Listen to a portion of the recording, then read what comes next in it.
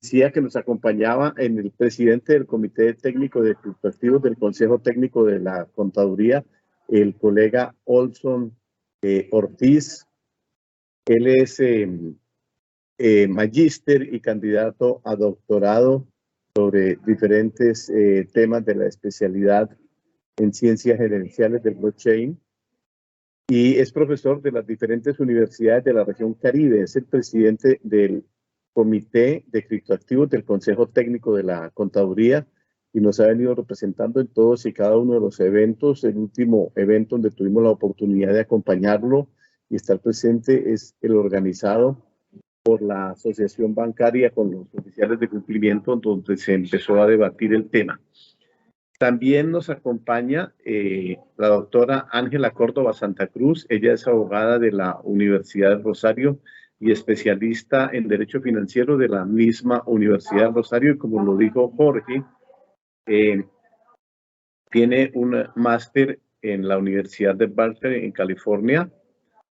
Es abogada asesora de la Secretaría de la Junta Directiva del Banco de la República y a su vez también es docente de la Universidad Rosario. Entonces, con estos dos expertos vamos a ver todo el tema del recorrido de este tema tan importante que nos ocupa y que empieza a cobrar vigencia por los últimos pronunciamientos de los funcionarios del Gobierno Nacional. Y le damos la palabra entonces, Olson. El escenario es tuyo. Podemos ir alistando todas y cada una de las preguntas por el chat. Jorge Patiño estará moderando al final de las exposiciones las preguntas que ustedes tengan a bien enviarnos, y en el orden en que van llegando vamos a empezar a dar respuesta. Bienvenidos y muchas gracias por la asistencia.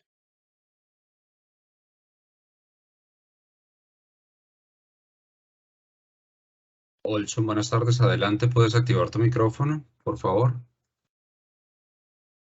Listo.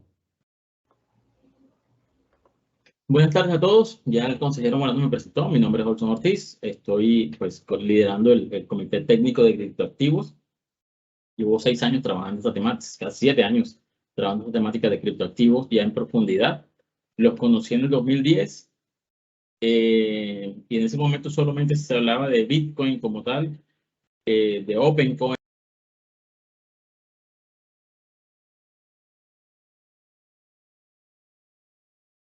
Olson, tiene silenciado el micrófono. Micrófono.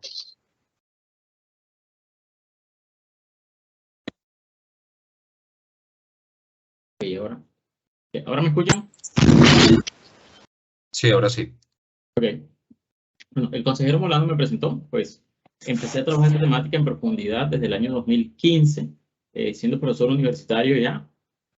Conocí los criptoactivos en el año 2010, conocí Bitcoin y conocí OpenCoin. Eran las dos que había en ese momento. OpenCoin fracasó porque resultó siendo un esquema Ponzi como tal.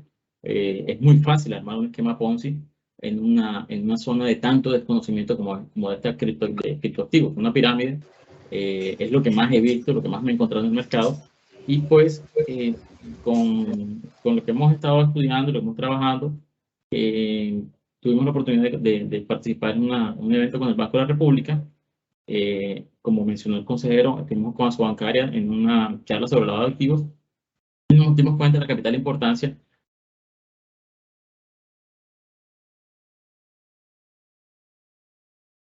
El sonido, se le apagó el micrófono nuevamente. Olson, el micrófono tienes que estar pendiente porque estás hablando y no se escucha nada. Jorge, es la segunda vez que pasa y la segunda vez que me aparece el mensaje, alguien me apagó el micrófono.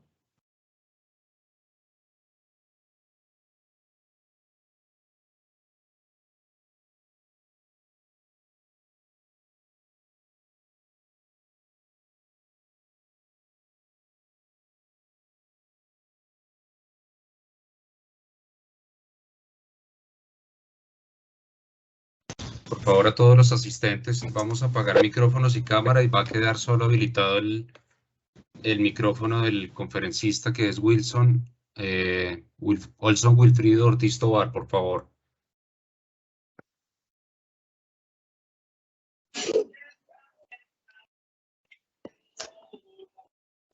¿Me escuchan? Jorge. Sí, Olson, Jorge. te escucho.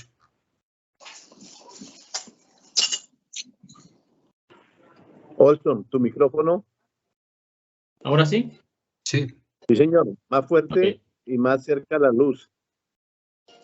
Sí, aquí ya tenemos por el ángulo. Ahora sí.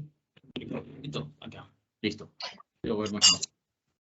Esta temática de criptoactivos se ha prestado mucho para cualquier cantidad de esquemas Ponzi, cualquier esquema de sistemas piramidales y demás malos manejos que muchos pobladores de Colombia. Esto se ha presentado principalmente por el alto grado de conocimiento que hay. Cuando empezamos esta temática, por allá por el año 2010, que empezó la dinámica, se hizo la primera operación del mundo real, lo que menos hubo fue didáctica, lo que menos hubo fue entrega de conocimiento a la población en general sobre esta temática. Inicialmente porque la criptografía se consideraba que era un arma un arma de grado militar. Entiéndase, hay armas de grado doméstico y armas de grado militar. Y los Estados Unidos de América consideraban que la criptografía, que fue con lo que se ganó la Segunda Guerra Mundial, debía seguir manteniendo ese estatus de alta confidencialidad. Cuando uno muestra esta diapositiva y se presentan ese mundo de marcas que tenemos ahora, esos activos intangibles, tomamos conciencia de muchas cosas. Estamos en un escenario donde lo intangible cada vez toma más valor. Si uno revisa, en mi caso, que hago mucha investigación académica, dentro de mi ejercicio profesional, pues uno empieza a notar que cada vez más la parte intangible de las empresas empieza a ser más valiosa o cada vez acumula más valor. Si hago una revisión de las grandes empresas a nivel mundial, son hoy en día como un 80% de intangibilidad, con un 80% activos intangibles y un 20% activos tangibles. Eso muestra en dónde nos estamos ubicando. En algún momento alguien me dijo, Olson, es que el metaverso no es un lugar. El metaverso es un momento en el tiempo. Y ese momento ya empezó a presentarse, ya empezó a darse. Cualquiera de las marcas que está ahí es supremamente valiosa y la gran mayoría de ellas son marcas creadas hace menos de 20 años, lo que indica cuánto valor se ha concentrado en tan poco tiempo. ¿Cómo se mueven esa intangibilidad? Esta gráfica no es de mi agrado, no es del agrado de nosotros los suramericanos o de los que estamos fuera de la producción, fuera de los que somos oferentes de servicios digitales, de los países que son oferentes de servicios digitales. En esencia, la producción digital del mundo está en 4 ubicaciones: Norteamérica, Europa, Suráfrica y China. No hay más. Y cuando hablo de China, menciono China y pues lo poquito que aporta Japón como tal. Pero en esencia, la producción de servicios digitales está concentrada en esos 4 países. El resto del mundo es quien hace demanda. Eso va diciendo cada vez más, va mostrando cada vez más la importancia de los activos digitales. Eso que está en pantalla es un contrato. Las dos formas, las dos imágenes son contratos. El de la izquierda es la percepción tradicional de contratos, es la que nosotros, las personas que no somos millennials, los anteriores a los millennials, percibimos los contratos de esa manera. Y muchos millennials todavía lo entienden así. El contrato es un documento físico donde 2 partes o más firman de forma autógrafa y se comprometen a realizar ciertas actividades. Se comprometen como tal. No es lo mismo con un smart contract. El de la derecha, el que dice contract token, es un contrato inteligente. Un smart contract fue uno de mis primeros smart contracts, muy sencillito. Y ahí se muestra qué es lo que hace ese contrato. Ahí se crearon 10.000 unidades de un token que puede ser transferido, enviado y recibido. Es un contrato súper sencillo que ejecutan 2 máquinas y en el entendido de que las máquinas no dicen mentiras, pues se vuelve muy interesante esta posibilidad o esta consideración de que existan códigos informáticos que se comporten como si fueran contratos. El smart contract no es más que eso, es un software que actúa como si fuera un contrato. Eso nos lleva a un entendido. Un software que actúa como un contrato y considerando que las máquinas no mienten, nos lleva a esta consideración que está ahí en pantalla. El código como ley. Si las máquinas no mienten, si una máquina no le miente a la otra, si una máquina no es capaz de mentir, pues tenemos un escenario muy, muy atractivo. Hasta ahora tenemos inteligencia artificial, no conciencia. En la existencia de una conciencia hay criterio. En una inteligencia artificial, que es lo que tenemos ahora, no hay criterio. Hay solamente datos.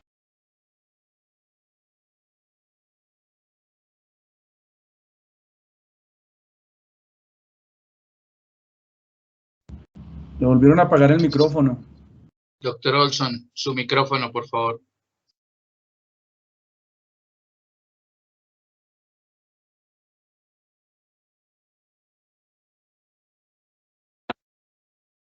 Acá me sale la pantalla. Usted ha sido silenciado. Jorge, tú tienes la posibilidad desde allá de tomar control de todos los micrófonos. Creo que va a ser necesario.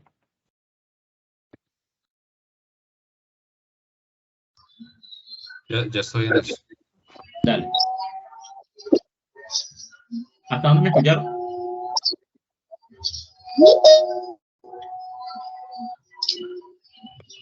Perdón.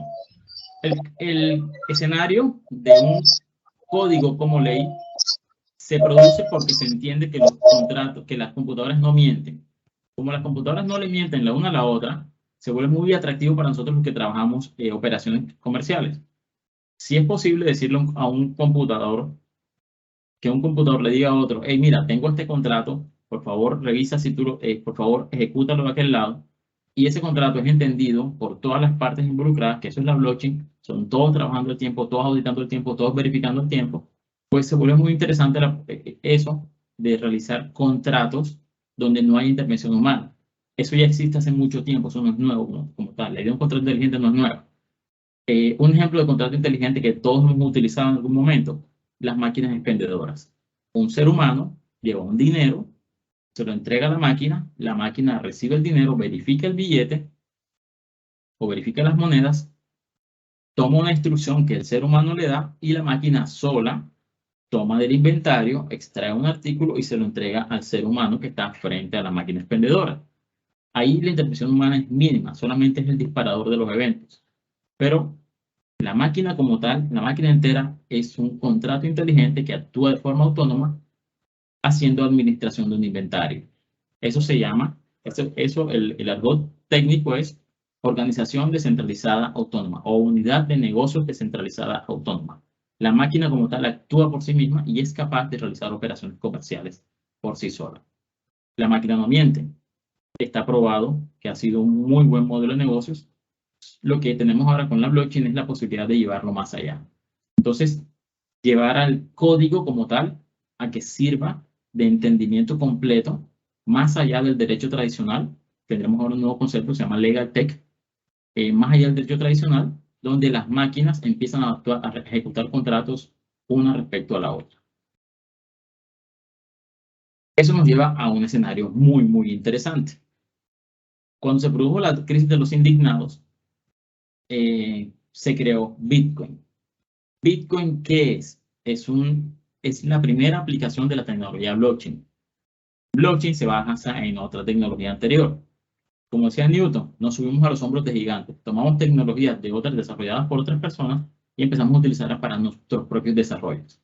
La encriptación se basa en tomar algo del mundo real, pasarlo por un contrato, por un programa de encriptación o un protocolo de encriptación que me da, en el caso de blockchain, algo que se llama token y que ha derivado en algo que se llama principalmente NFT. Eso que está en pantalla es el protocolo de tokenización simplificada de cualquier activo del mundo real. Hoy en día es posible tokenizar un inmueble, una obra de arte, oro, acciones, canciones, videos, noticias y en esencia cualquier cosa. Es posible tokenizarla, convertirla en un activo digital y ese activo digital enmarcado dentro de una estructura, un estándar, ese estándar se llama NFT. Ese estándar permitirá comercializarlo en cualquier lugar del planeta. Eso abre una nueva frontera y crea una gran zona de oportunidad para nosotros aquí en Latinoamérica. Entonces, eso nos lleva a nosotros a considerar que además de las criptomonedas, o entender que además de las criptomonedas o cryptocurrencies, existen otros tipos de activos. Esos otros tipos de activos tienden a llamarse tokens. Hay tokens gastables o fungibles y tokens no fungibles. Los tokens fungibles tienden a ser activos que se producen con la intención de ser gastados, muy similares a las fichas de casino, muy similares a los tiquetes de entrada a una fiesta cerrada. Ejemplo de ese tipo de activos, los Bored Ape. El Bored Ape es un tipo de token que son unas imágenes digitales que fueron 10.000 imágenes digitales que se crearon, se emitieron al mercado y empezaron siendo regaladas. A medida que el mercado las fue aceptando, empezaron a adquirir valor. Empezaron a valer $1, después $2, después 5, después 100, después 1.000, y ahora un Bored Ape está en promedio el Bored Ape más sencillo está en promedio en $200.000. Lo mismo ocurre con otro token que se llama, otro tipo de token NFT, se llama CryptoPunk, que es una imagen de 8x8 píxeles, muy pequeñita. Dentro de esos 8 píxeles se hace una estructura de una gráfica que optó por llamarse CryptoPunk. Un CryptoPunk también está más o menos en el precio de unos $200.000. ¿Cómo puede un activo digital 100% virtual que no tiene ningún componente físico llegar a valer tanto? Pues por el modelo de negocio que hay detrás. Y eso es lo que define realmente qué tipo de criptoactivo tenemos enfrente. Cuando uno tiene un Bitcoin enfrente o en su pantalla, un Bitcoin es un depósito de valor. Es la aplicación más básica de la tecnología blockchain. Se podría decir que se parece al oro, se parece a una moneda. Sí, se parece a una moneda tradicional o se parece al oro. Es muy simple, muy sencillo y no se pueden hacer gran cantidad de cosas con él, solamente acumular valor. Eso es lo que hace Bitcoin. Pero las otras, que tienen la posibilidad de hacer contratos inteligentes, permiten crear, las otras blockchain que permiten hacer contratos inteligentes, permiten crear muchas otras cosas. ¿Cómo qué? La que está aquí en pantalla, este es un cuadro que se llama 5.000 días. 5.000 días fue hecho por un artista que se llama Beeple, y Beeple tomó 5.000 días de su trabajo, uno detrás de otro, en los que se comprometió a sí mismo a hacer una animación, una obra de arte digital diaria. Todos los días hacía una obra virtual, una diaria, durante 5.000 días. Él comprimió esas 5.000 obras en un JPG y ese JPG se lo entregó a la casa Christie's en Reino Unido. La casa Christie's subastó la obra digital, no hay ningún componente físico, y se vendió en $69.7 millones. Lo compró un ciudadano de la India en criptomonedas. No hubo ninguna parte ni de dinero fiduciario, ni de obra como tal de arte física que se transara en esa operación. Sin embargo, es debidamente reconocida por el mercado y Beeple, que estaba en ese momento radicado en Estados Unidos, recibió su parte de la obra. Desde luego, la casa Christie's cobró su comisión por la intermediación, pero de $70 millones,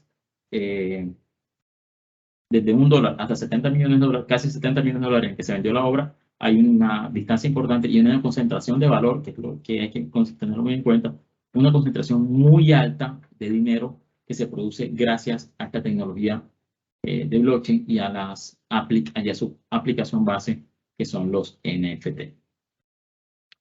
Entonces, eso nos lleva a nosotros como contables a tener un desafío supremamente importante. Yo soy contador público y administrador de empresas, pero mi base es ser contador.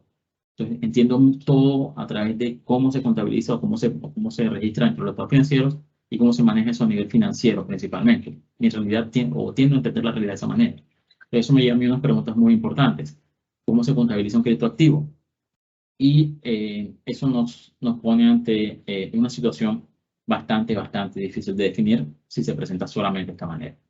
Tendríamos entonces criptomonedas, que son las tradicionales, se parecen mucho a los instrumentos financieros, y tenemos los tokens, que pueden tomar muchas formas. ¿Cómo hago para hacer la contabilización? Pues primero tengo que entender lo que hay detrás de ese activo. El término técnico para definir qué hay detrás de esos activos se llama tokenomics, o la economía o la estructura económica detrás del token. Tokenomics. Olson, antes de continuar, ¿puedes darle, me están pidiendo el favor de aumentar el tamaño de la presentación? Claro que sí, permíteme, ya lo hago de...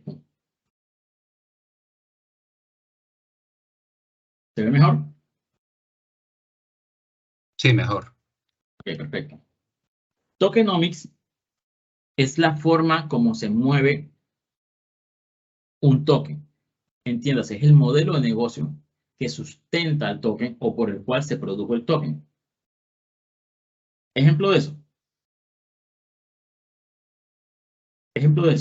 Cuando estamos trabajando, nosotros los creadores de contenido, estamos de la nada creando un activo, creando cosas. Esas cosas que creamos no tenían un antecedente previo. Ese es el developer, el desarrollador. El desarrollador configura su token que es comercializado por la organización y es ofrecido a los inversionistas. Los inversionistas, a su vez, entregan dinero tradicional a cambio de esos tokens a la organización, que a su vez le entrega al desarrollador para estimularlo y que él siga produciendo contenido digital.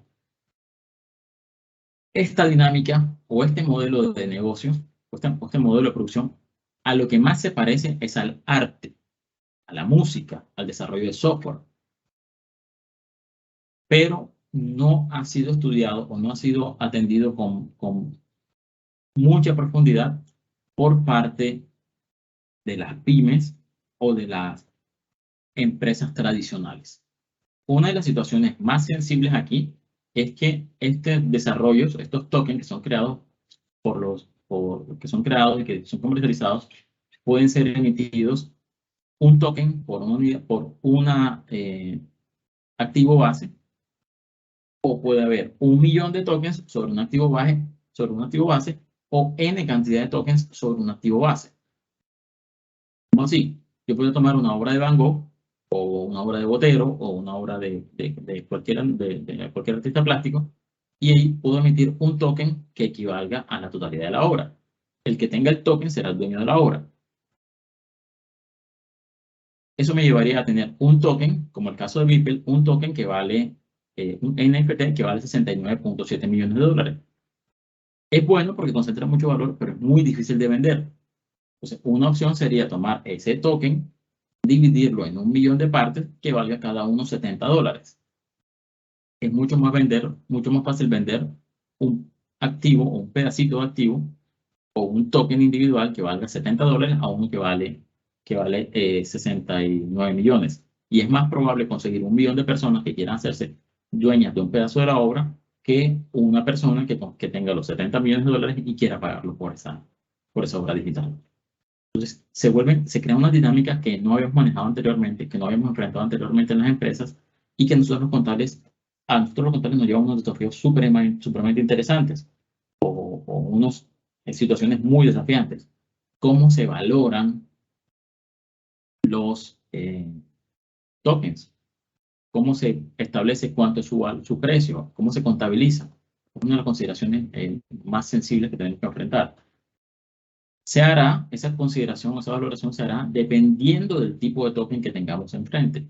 Hay que entender el tokenomics de ese activo, de ese criptoactivo, para poder determinar qué clase de activo es y cómo debo contabilizarlo. Como les mencionaba, los contratos inteligentes trajeron muchísima complejidad al ecosistema blockchain, pero no como algo malo. Trajeron mucha complejidad porque permiten hacer muchísimas cosas y permiten expandir el metaverso de una manera incalculable, de una manera inmensurable. Inmensurable, sí, ese es el término. Porque, en esencia, no hay restricciones para el nivel de creatividad que pudieran llegar a tener los desarrolladores de software o los creadores de contenido o los creadores de tokens como tal. Eso que está en pantalla son los contratos inteligentes, de lo más sencillo, que es la creación de una moneda, hasta lo más complejo, que ya se está aplicando por parte de UNICEF para control de refugiados. La tecnología de blockchain permite hacer muchísimas cosas. Y una de las cosas que permite hacer con mayor exactitud es llevar control de transacciones que no pueden ser borradas. Eso para nosotros a nivel financiero es supremamente valioso. Que se puedan registrar las transacciones, que se puedan hacer auditoría de las transacciones desde el mismo génesis de la blockchain es de un valor incalculable para quienes realizan control de activos, para los que manejamos contabilidad. La contabilidad es la base de las finanzas. Y las finanzas existen porque hace 500 años, sí, 500 años, el señor Lucas Pacioli se inventó la tecnología de la partida doble. A partir de que él crea la partida doble, empieza a desarrollarse el modelo económico capitalista como nosotros lo conocemos. Entiéndase, la contabilidad es la base del capitalismo, es la base del control de los activos y asimismo es la base de la blockchain. Entonces, lo más fácil que hay para hacer en ese escenario, pues lo más fácil que hay que hacer es crear una moneda. Luego puedo hacer control de registro porque tengo una base de datos en la que llevo control de todo y donde ningún registro se va a borrar. Entonces es muy fácil llevar un control de herencias, por ejemplo, o un control de regalías. Se vuelve supremamente fácil hacerlo si la blockchain está diseñada para eso. Contratos inteligentes básicos, por ejemplo, una rifa entre dos personas ubicadas en dos lugares del mundo. Viene la final de la Liga Mundial de Béisbol y uno le apunta, una persona apoya a los Yankees y otra apoya a los Mets. Y apuestan que uno de los dos equipos ganará. El contrato se activa cuando las dos partes aporten su moneda o el acordado al contrato inteligente. El contrato se activará y le dirá a las partes, ya ha sido activado, lo hará mediante un email o un mensaje de WhatsApp, de acuerdo a cómo se haya diseñado, o a través de la billetera, les dirá ya el contrato está activo y el contrato esperará que se acabe el partido de béisbol, irá a la página de la Major League Baseball,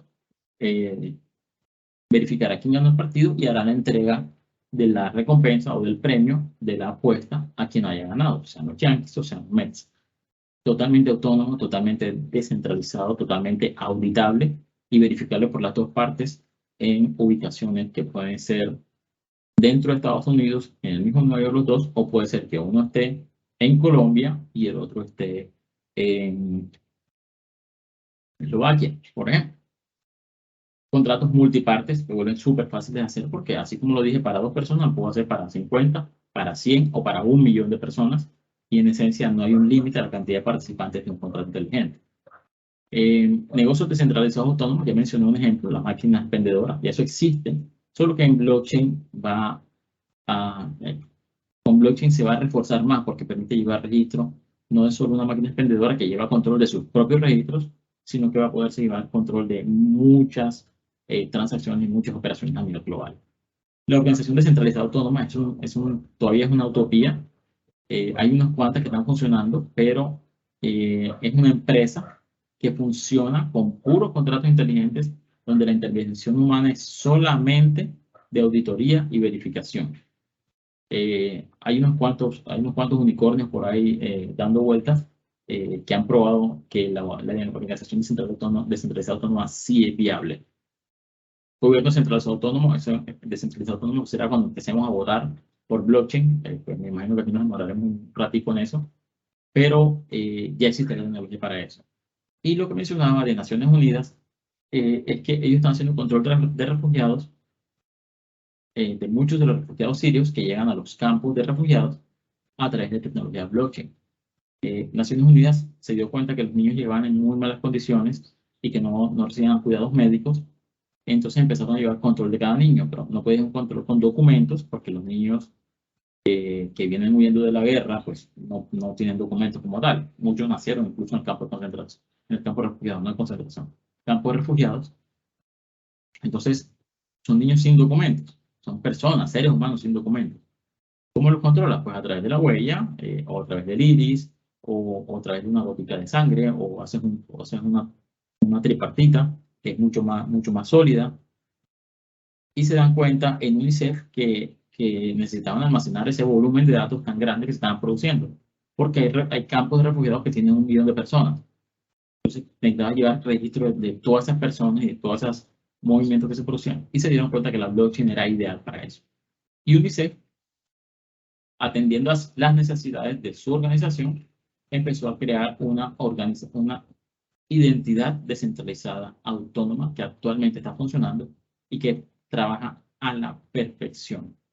No ha habido ninguna acusación de corrupción, no ha habido ninguna acusación de malversación o de mal uso de los datos que se producen de ese seguimiento que se hace a nivel médico, a nivel alimenticio, de los niños que están en esos campos refugiados.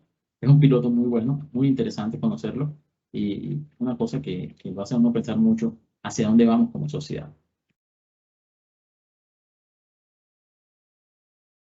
Tipos de criptoactivos. Esto es súper importante para poder definir cómo lo vas a contabilizar, dónde lo vas a registrar y cómo lo vas a guardar. Bitcoin, como mencioné, es el depósito de valor tradicional. Bitcoin es lo más tradicional que hay. Hagan de cuenta que se parece al oro, pero digital, 100%. Eso es lo que es Bitcoin. ¿Cómo se contabiliza? Como aquello a lo que se parece. No, pero ¿a qué se parece, Olson? La ISB en 2019 dijo, en junio de 2019 dijo, los criptoactivos tienden a comportarse como instrumentos financieros, como inventario o como activo intangible. Nosotros como ISB recomendamos que sea como intangibles, como activo intangible. Pero si ese activo intangible es comprado, se utiliza para comprar y vender con mucha velocidad, pues se comporta como inventario de mercancías. Inventario de mercancías para la venta. Entonces, se podrá utilizar o activo intangible o inventario de mercancías. Y en el caso de que ese activo se utilice para concentrar valor, pues deberán hacerse las revelaciones de esas correspondientes para ese tipo de activo.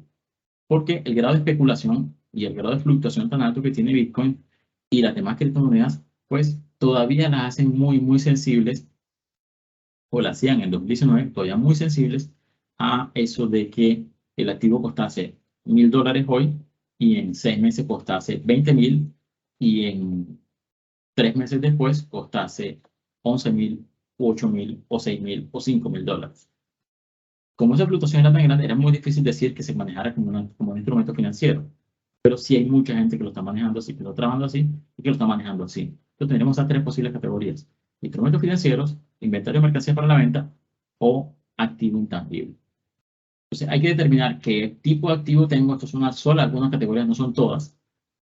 Son solamente algunas categorías, como depósito de valor, como contratos inteligentes, como tokens de servicios, de utilidades, como tokens de casas de cambio, de los exchange, como moneda digital. Los currency son el currency se parece en esencia a instrumentos financieros.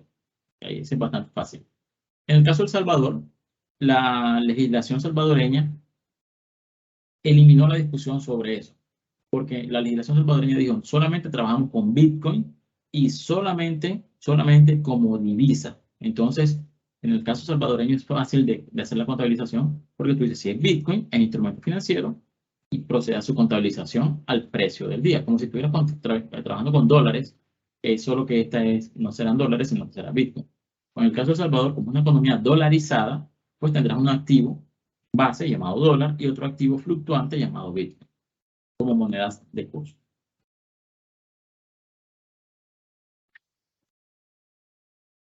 Tenemos activos respaldados por tokens respaldados por activos, que nos llevan a una consideración importante.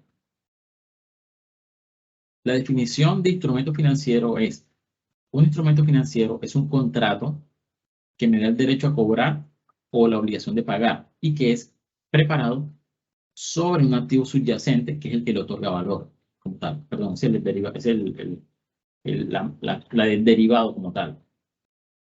Entonces, el instrumento financiero me da el derecho a cobrar, un contrato me da el derecho a cobrar o la obligación de pagar.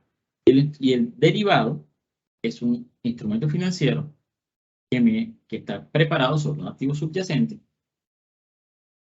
que es el que le otorga valor al instrumento financiero derivado. Los NFTs, ahí es donde se torna realmente complejo y muy interesante el análisis y el debate sobre los NFTs. Los NFTs, primeros NFTs que yo trabajé fueron CryptoKitties, que son una cosa muy similar a un activo biológico, pero en el mundo digital. Un CryptoKitty es un código informático de naturaleza única que puede ser con que se puede hacer cría con otro CryptoKitty y te da un CryptoKitty nuevo con unas características distintas a los dos iniciales. Activos digitales creando otros activos digitales. Sí, eso es un CryptoKitty. Se parecería a un activo biológico, pero imposible decir que es biológico porque es totalmente intangible. Esa clase de consideraciones llevan siempre ese análisis. Hay que entender muy bien qué tipo de NFT o qué tipo de token tienes enfrente, analizarlo, mirar su tokenomics y conforme a su tokenomics definir cómo se realizará su contabilización.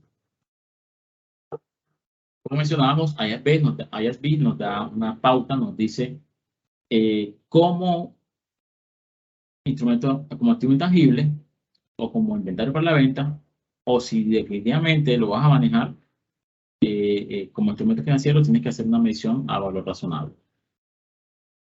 Te dice, como inventario, cuando compras para vender, cuando compras y vendes muy rápido, como activo intangible si lo compras para hacer holding, para mantenerlo un largo tiempo, porque se parece a un activo fijo, pero las revelaciones tienes que hacerlas conforme a criterios de instrumento financiero. ¿Por qué? Porque es un activo que fluctúa mucho. El activo intangible tradicional se parece a propiedad, planta y equipo, solo que no es tangible. Entonces tendríamos activo fijo tangible y activo fijo intangible. Y al decir activo fijo, pues uno ya sabe más o menos cuál es la naturaleza. Se compra la maquinaria o se compra el vehículo y él tiende a seguir esta curva descendente de valor. No sucede así con todos los activos intangibles.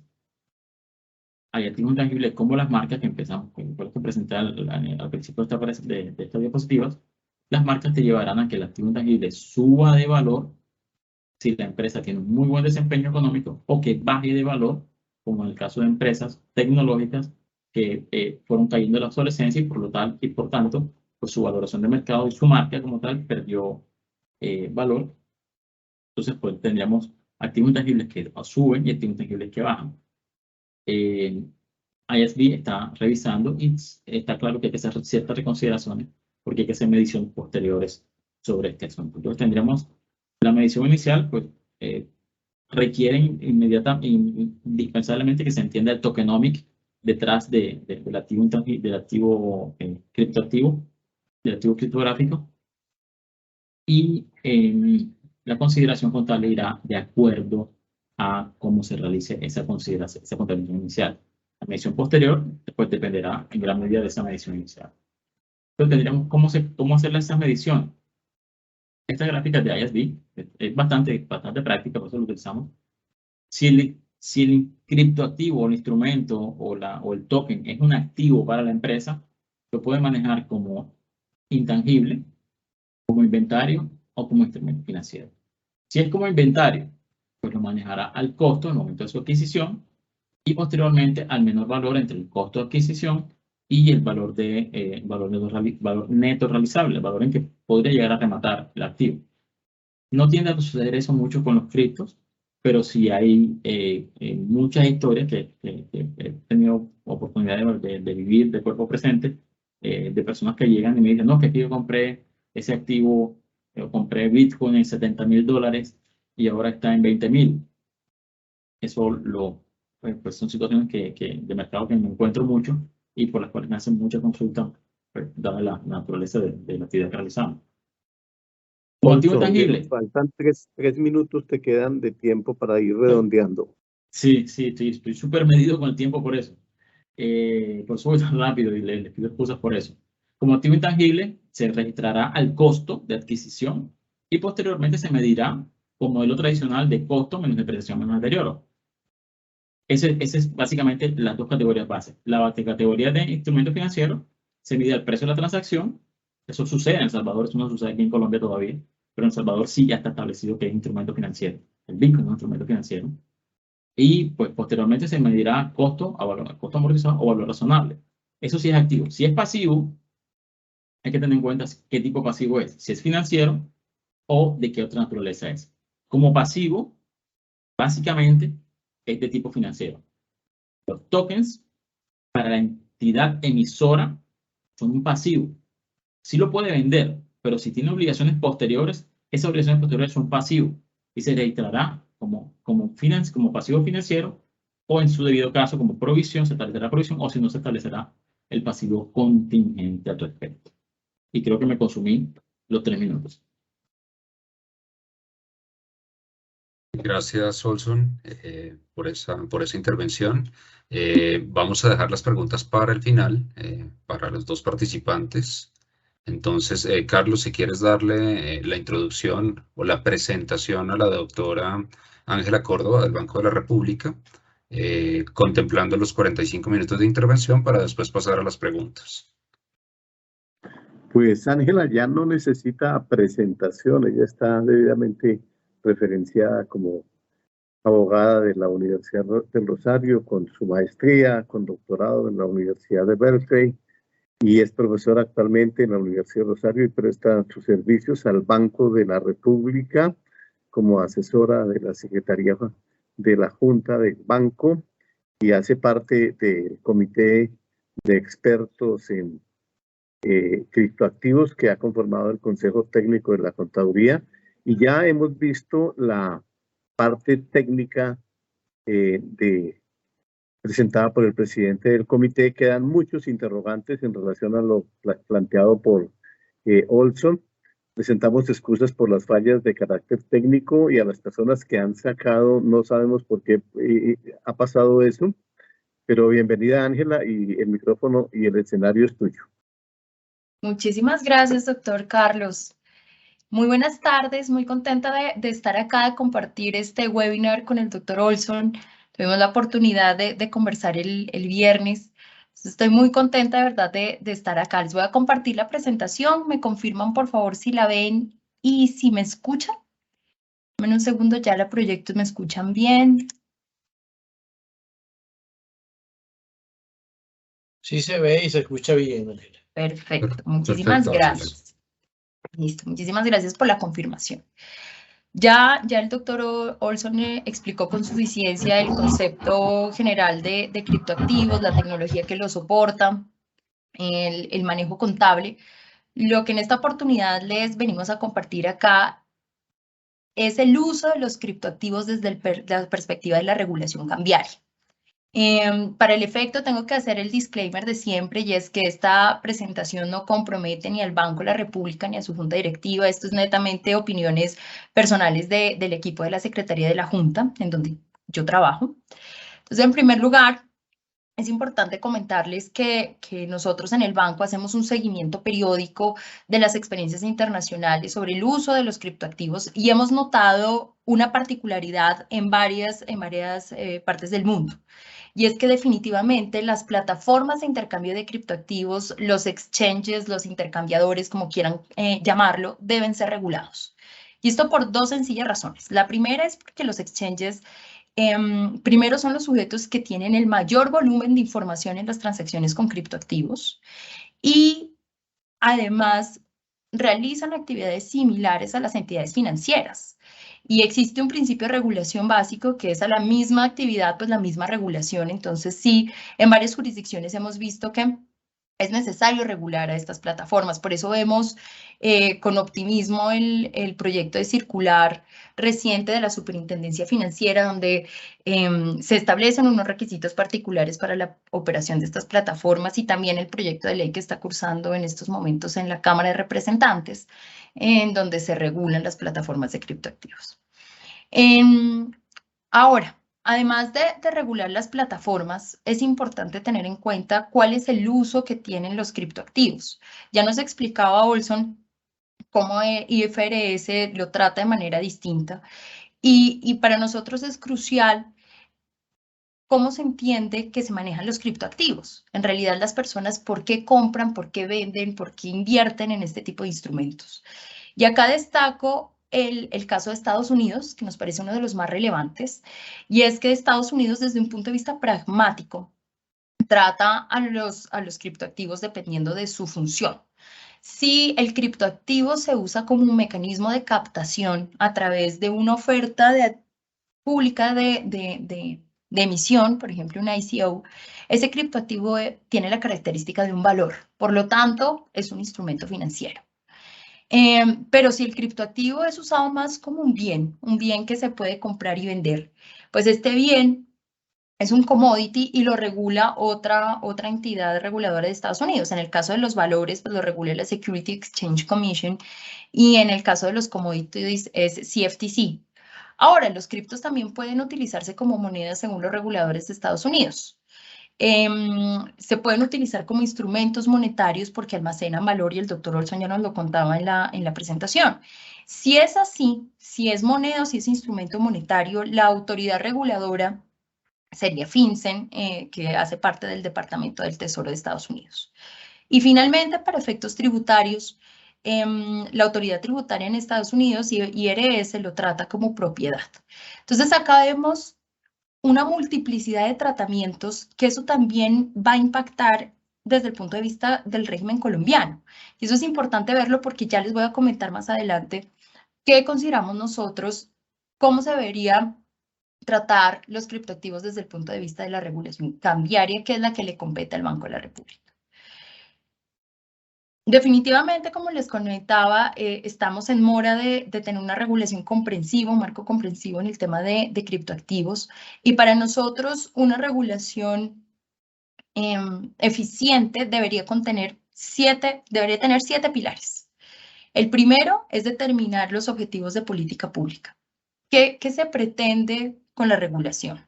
¿Qué se pretende proteger? ¿Cuál es el bien público que se pretende permitir, incentivar o de pronto prohibir? Pues también está esa opción, ¿verdad?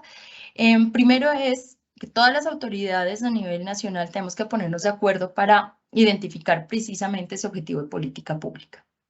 Segundo, debe existir una autorización de operación a nivel de licenciamiento. Ya como les contaba, la experiencia internacional, las plataformas de criptoactivos podrían tener un alcance de entidad financiera, entonces las entidades financieras en Colombia son reguladas. Por lo tanto, debería existir también una licencia de operación para estas entidades, precisamente para que ellas tengan deberes, obligaciones y derechos de reportería, puedan tener un marco jurídico estable, puedan operar legalmente. Como tercer pilar, es importante definir quién es el supervisor.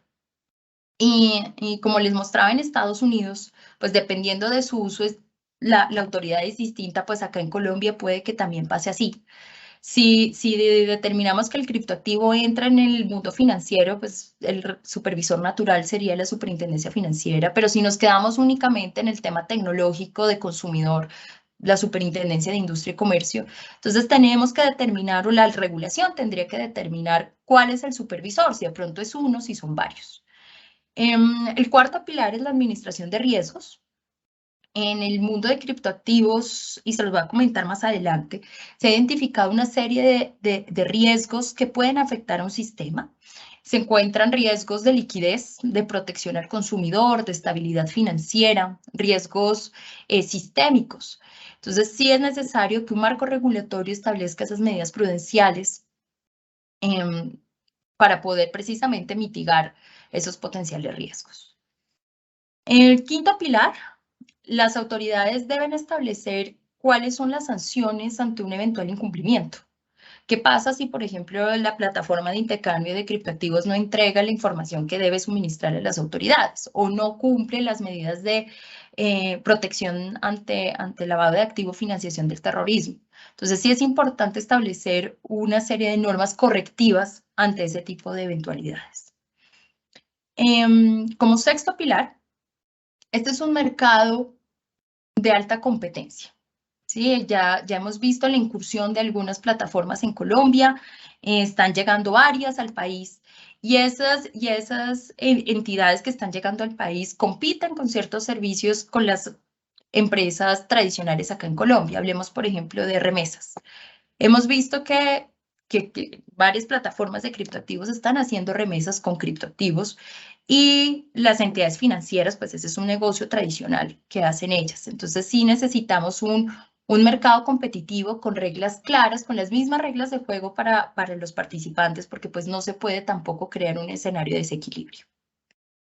Y finalmente, y esto es una recomendación que hace el Fondo Monetario Internacional, que hace el Banco Mundial, el BIS, que es el Banco Central de los bancos centrales, es que debe existir una coordinación entre entidades. Si se quiere hacer una regulación comprensiva de criptoactivos, muchas autoridades en el país, las que tengan dentro de su perímetro regulatorio algún asunto relacionado con criptoactivos, deben coordinarse.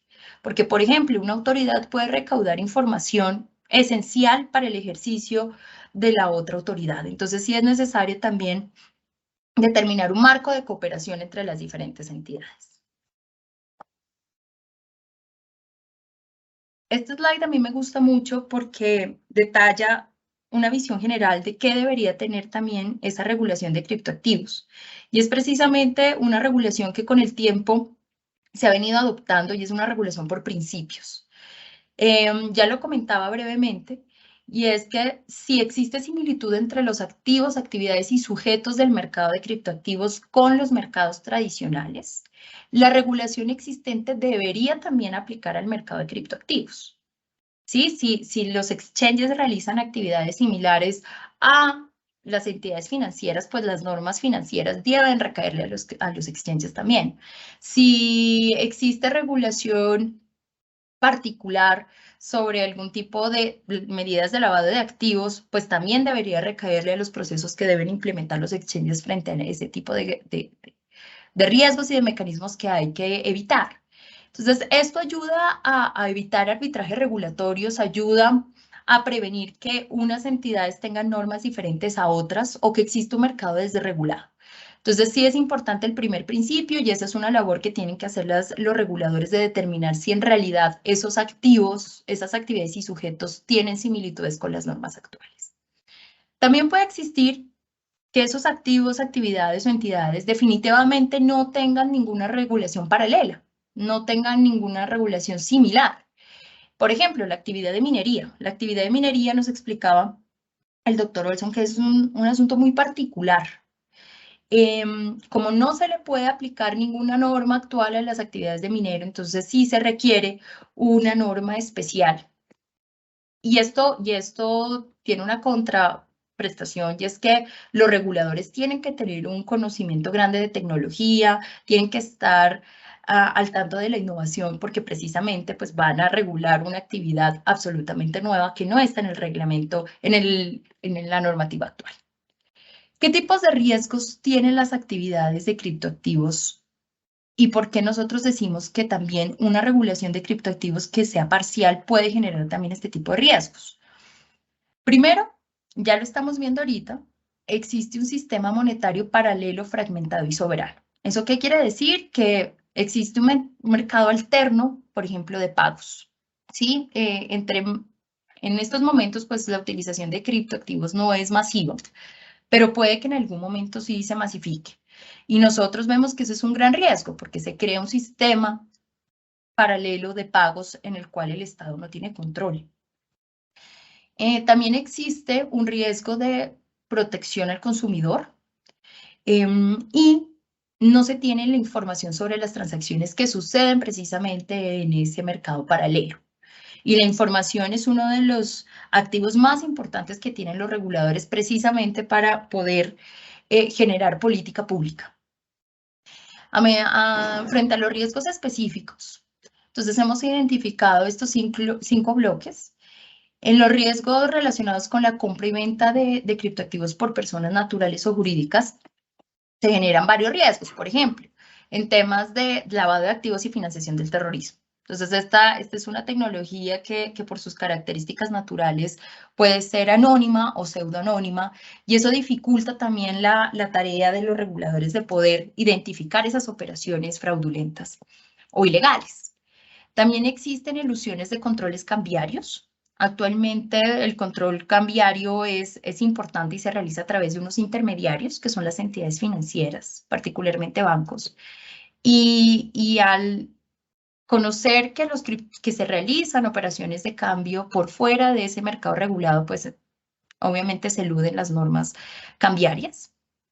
Existen también falta de reglas frente a conductas de mercado, a posición dominante, reglas anticompetitivas. Hay mucha información falsa en redes. De hecho, muchos influencers ayudan y soportan proyectos con activos virtuales, con criptoactivos, sin conocer en realidad si lo que están haciendo es colaborar con un sistema de captación masiva.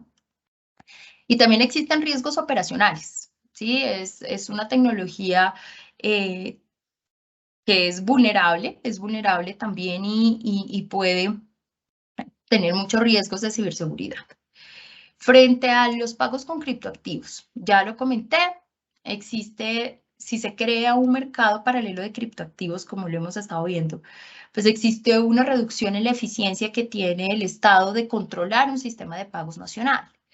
Y el control del Estado se fundamenta en crear reglas objetivas, reglas no arbitrarias para todos los agentes, tratar de promover inclusión financiera. Entonces, al no tener ese control, pues cada vez se va haciendo más difícil lograr precisamente esa eficiencia en la regulación. Frente al tema de minería con criptoactivos, se ven también riesgos de seguridad y riesgos ambientales grandes. Colombia es un país donde sí se hacen operaciones de minería. Tengo entendido que no son grandes operaciones, pero de haberlo, pues existiría un riesgo ambiental porque las operaciones de minería requieren mucha energía para poder realizar precisamente esas transacciones. Frente al mercado de criptoactivos, los riesgos de mercado que nosotros hemos identificado es la alta volatilidad de los criptoactivos, incluso de algunas stablecoins, a pesar de que van atadas a algunos activos, pero la volatilidad está. Ya vemos que hace un mes el Bitcoin costaba X y ahora cuesta Y, y la volatilidad es bastante grande. También hay un riesgo de liquidez porque las personas que adquieren criptoactivos no tienen la garantía que esos criptoactivos van a volver a ser dinero fiduciario. Entonces, podría existir también un riesgo de liquidez grande. Y no existe, como no es un mercado regulado, pues no existen indicadores precisamente de esos riesgos. No existen indicadores de riesgos de mercado, riesgos de liquidez o riesgos legales. También hay un riesgo de captación de capital cuando se emiten monedas digitales. Hay una captación grande y esto viene acompañado también con los riesgos de lavado de activos. El consumidor al adquirir estos tokens, pues está adquiriendo un activo altamente especulativo. Puede que tenga información imprecisa de lo que está adquiriendo. Puede que el proyecto que adquirió su token con toda la ilusión que esto iba a representar de pronto una ganancia, pues resulte siendo un fracaso, porque era mentira, porque no existen reglas de si en realidad es una emisión o no, pueden engañarlo. También frente al tema de impuestos no existe un marco regulatorio fiscal claro. Y también pues se pueden generar riesgos de ciberseguridad en la captación. Ahora, ya adentrándonos un poquito más desde el punto de vista cambiario. Este slide no los voy a aburrir con un montón de leyes y normas, pero básicamente estos son los mandatos constitucionales. Ángela, un segundo, por favor. Se te desactivó el micrófono. Ok, ya, volví. Listo. Listo, gracias. Les decía, bueno, creo que terminé acá, voy a entrar a este otro slide. Les decía que no los quiero aburrir con este slide lleno de normas y de leyes, resoluciones, la Constitución. No los quiero aburrir con eso, pero sí quiero contarles que existe un marco constitucional y legal bastante robusto, que el Banco de la República es la autoridad, su junta directiva es la autoridad monetaria, cambiaria y crediticia del país. Y eso tiene una implicación para tratar y poder manejar el tema de criptoactivos. Y quiero quedar con 3 ideas, quiero que queden ustedes con 3 ideas de todos estos mandatos constitucionales y legales. La primera, que el Banco de la República tiene que velar por el mantenimiento de la capacidad adquisitiva de la moneda. Es un primer mandato. La segunda es que el Banco de la República tiene que regular la moneda y los cambios internacionales. Y eso implica intervenir eventualmente en el mercado cambiario, regular a los intermediarios del mercado cambiario, que les decía que era principalmente las entidades financieras, los bancos, definir cuáles son las medidas macroprudenciales que tienen que cumplir estos intermediarios y solicitar la información que considere precisamente para tener los elementos de juicio y regular los cambios internacionales. Finalmente, como autoridad crediticia, el banco está encargado del control de las tasas de interés y de ser el prestamista de última instancia. Adicionalmente, el banco tiene un mandato clarísimo, y esto es un buen referente para el tema de criptoactivos. Y es que el Banco de la República tiene la facultad de estudiar y de adoptar las medidas que considere para el normal funcionamiento de los pagos internos y externos. Y esto es importante porque hemos visto que los criptoactivos pueden usarse como un medio de pago. Entonces, ¿hasta dónde el Banco de la República puede llegar a regular esos medios de pago? Si uno, pues por naturaleza son esquemas descentralizados. 2, estos esquemas descentralizados no tienen regulación. 3, existen sujetos que intermedian la operación, pero que tampoco tienen una licencia. Entonces, el mandato del Banco de la República empieza a ser retado, y eso es lo que nosotros estamos viendo ahorita, y ya les vamos a contar cuáles son las medidas que vamos a hacer.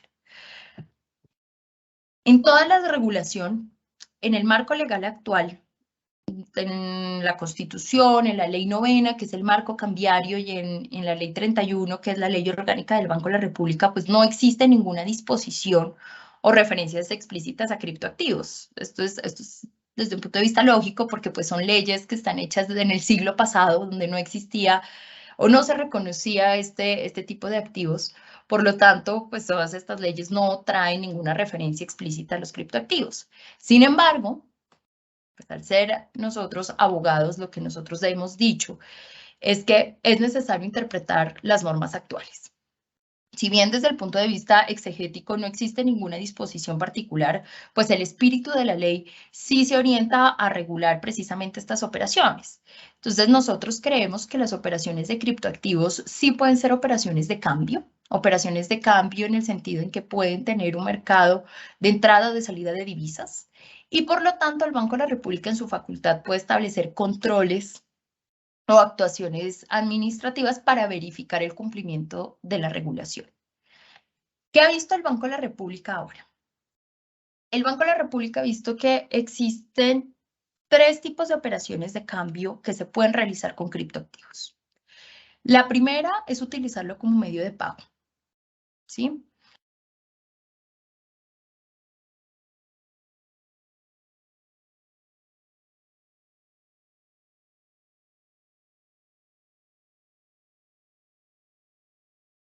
Se volvió a ir el audio, pero creo que se está silenciando el micrófono, alguien lo está haciendo.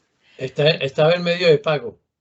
Medio de pago, listo. Entonces, medio de pago. En medio de pago, el criptoactivo puede ayudar a extinguir precisamente esas obligaciones. Cuando uno paga, busca es satisfacer una obligación que tenía a su cargo.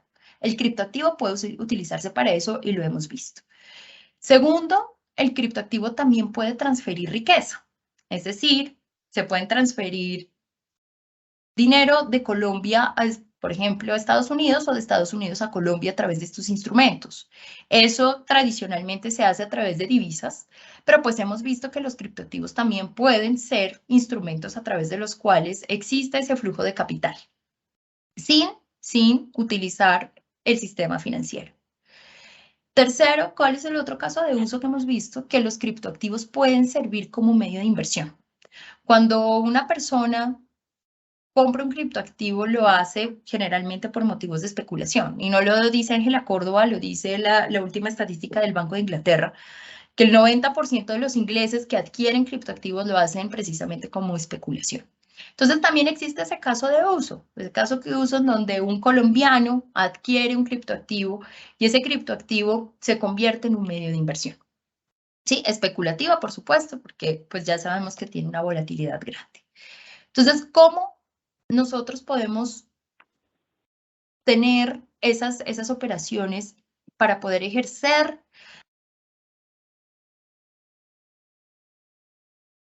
Sí. Tenemos un problema técnico, Ángela. De nuevo, sí. Dale. ¿Qué hago? ¿Sigo? Sigue, pues. Ya lo reviso. No le escucha. Vale.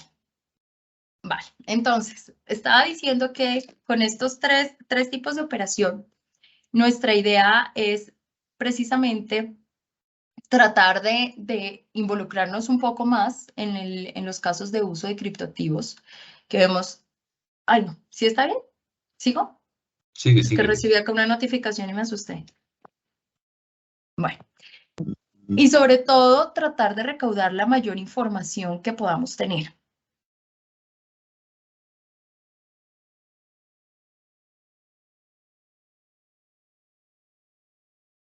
Otra vez se quedó sin audio. Ay, Dios mío. Ya vuelve. Volví.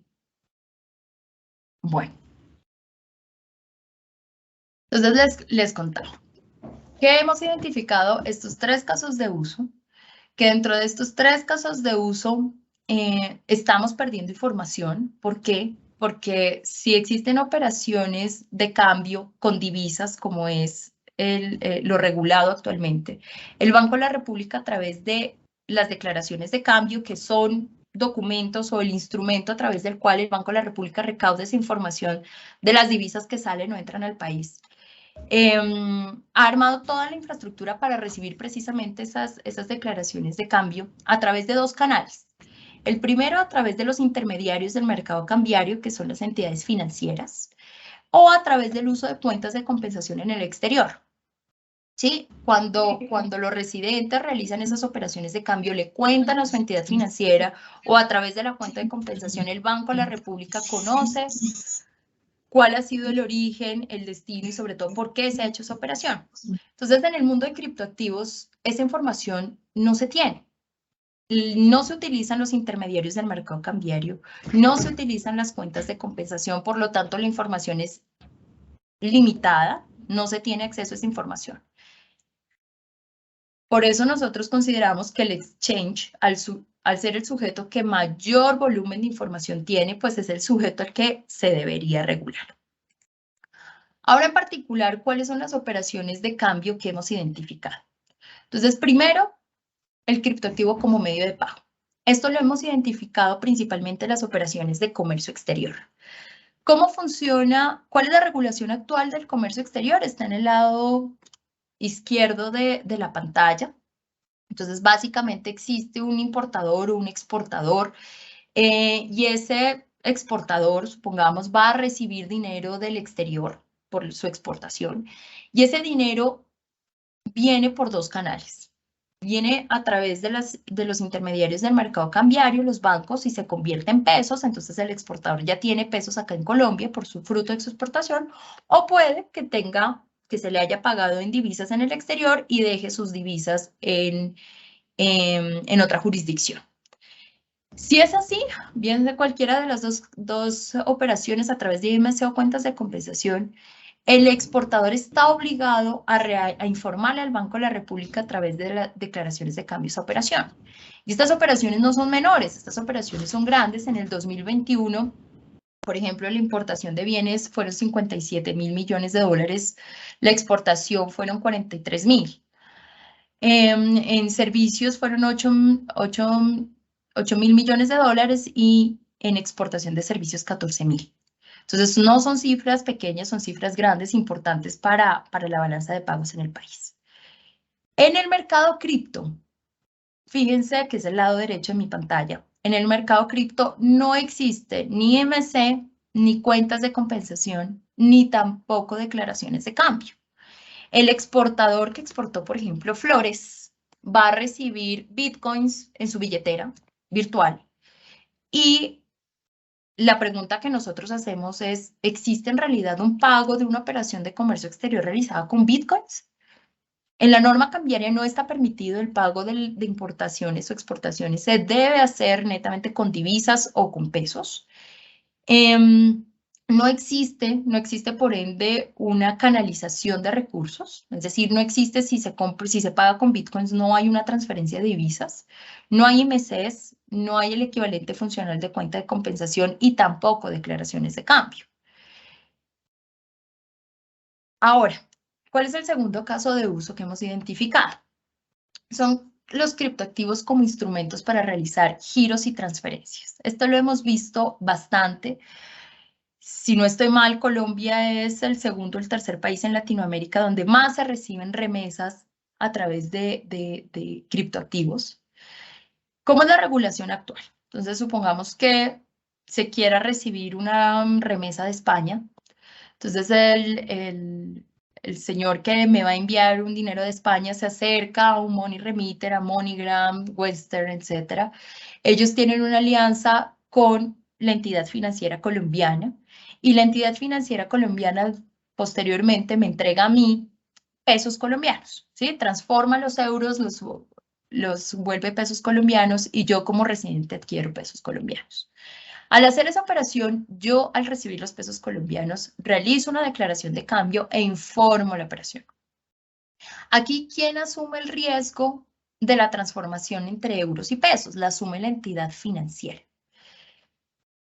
En el tema de criptos, no existe ni money remitter, ni existe el intermediario de mercado cambiario, sino que existe un exchange, la plataforma de intercambio de criptoactivos. Entonces, la persona de España lo que va a hacer es tener su Bitcoin y me va a transferir a mi billetera el Bitcoin. Fíjense que allí no hubo una transferencia de dinero, no hubo, pues en estricto sentido no la hubo, pero sí hubo una transferencia de riquezas.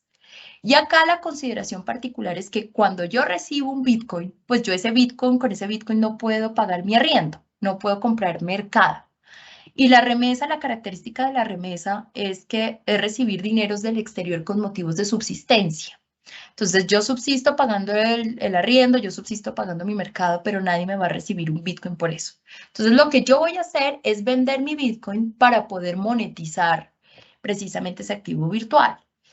Y quien lo monetiza es un sujeto que compra o vende criptoactivos que se llama market maker.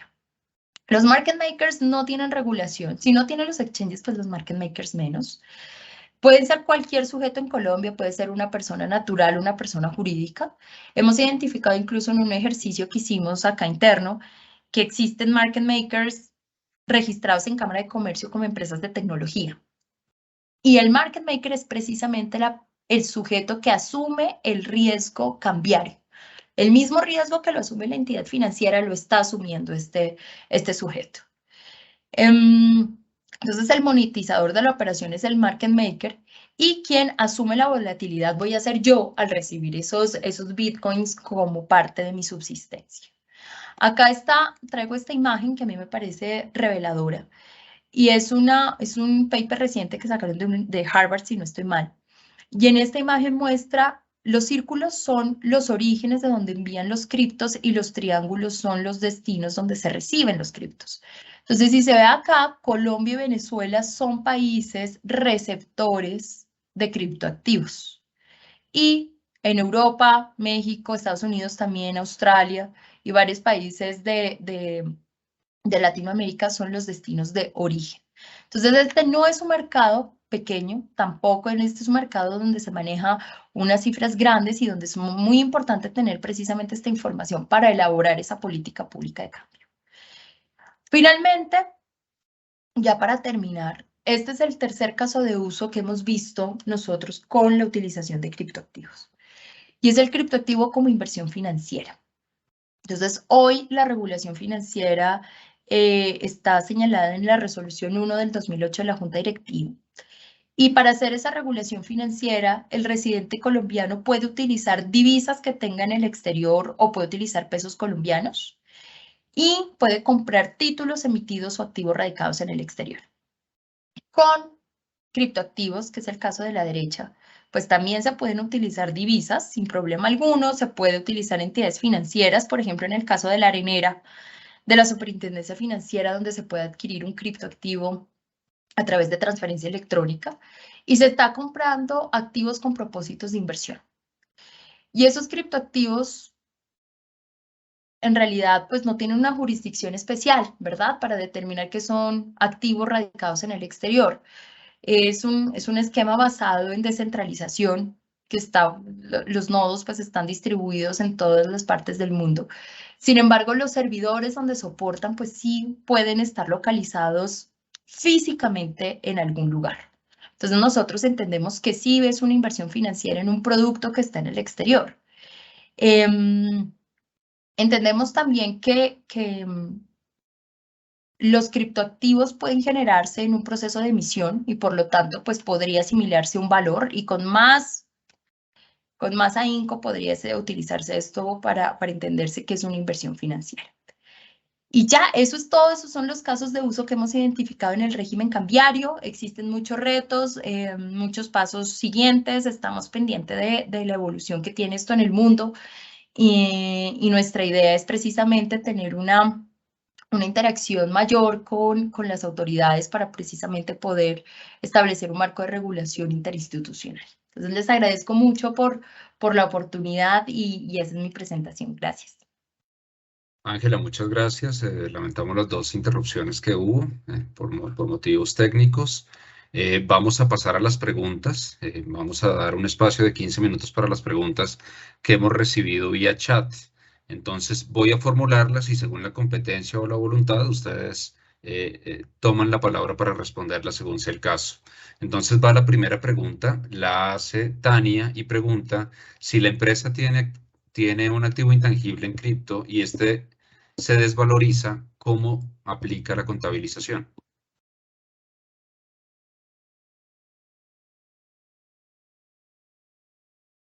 Ángela o para mí. Siento que es más competencia de Olson en este caso, entonces adelante, Olson. Ok. Si la empresa tiene un activo intangible ya contabilizado y pierde valor, lo que hay que reportar es un deterioro, tal como lo dice IASB. Y para el caso de criptos, pues la situación es aún más necesaria porque está haciéndose expreso por parte de IASB que los criptomonedas, porque el concepto para criptomonedas solamente, y se puede extender a criptoactivos, dice que se debe manejar con un activo intangible si se compró para sostener. O sea, si se va a manejar con un activo fijo, usted tiene que hacer la medición inicial con el costo y después tiene que hacer medición posterior al costo menos el deterioro que se haya producido por condiciones de mercado. ¿Dónde puede tener el dato del valor? En los exchanges de preferencia que usted coja. Son mercados abiertos, son válidos esos datos. Gracias, Olson. Vamos con la siguiente. Si una persona natural que no está obligada a llevar contabilidad y su actividad principal no es ser minero de cripto, vende y compra cripto, ¿cómo se incluyen estos aspectos en la declaración de renta? Un trader, lo que acaba de escribir. Ese es un trader. Un trader compra y vende. Un trader compra un precio, vende a otro precio. Normalmente con ganancias. Normalmente, esa sería la lógica. Compra 50, vende a 52 o a 53. Compra 100, vende a 105, 102. En ese caso, el trader está manejando un inventario de activos intangibles.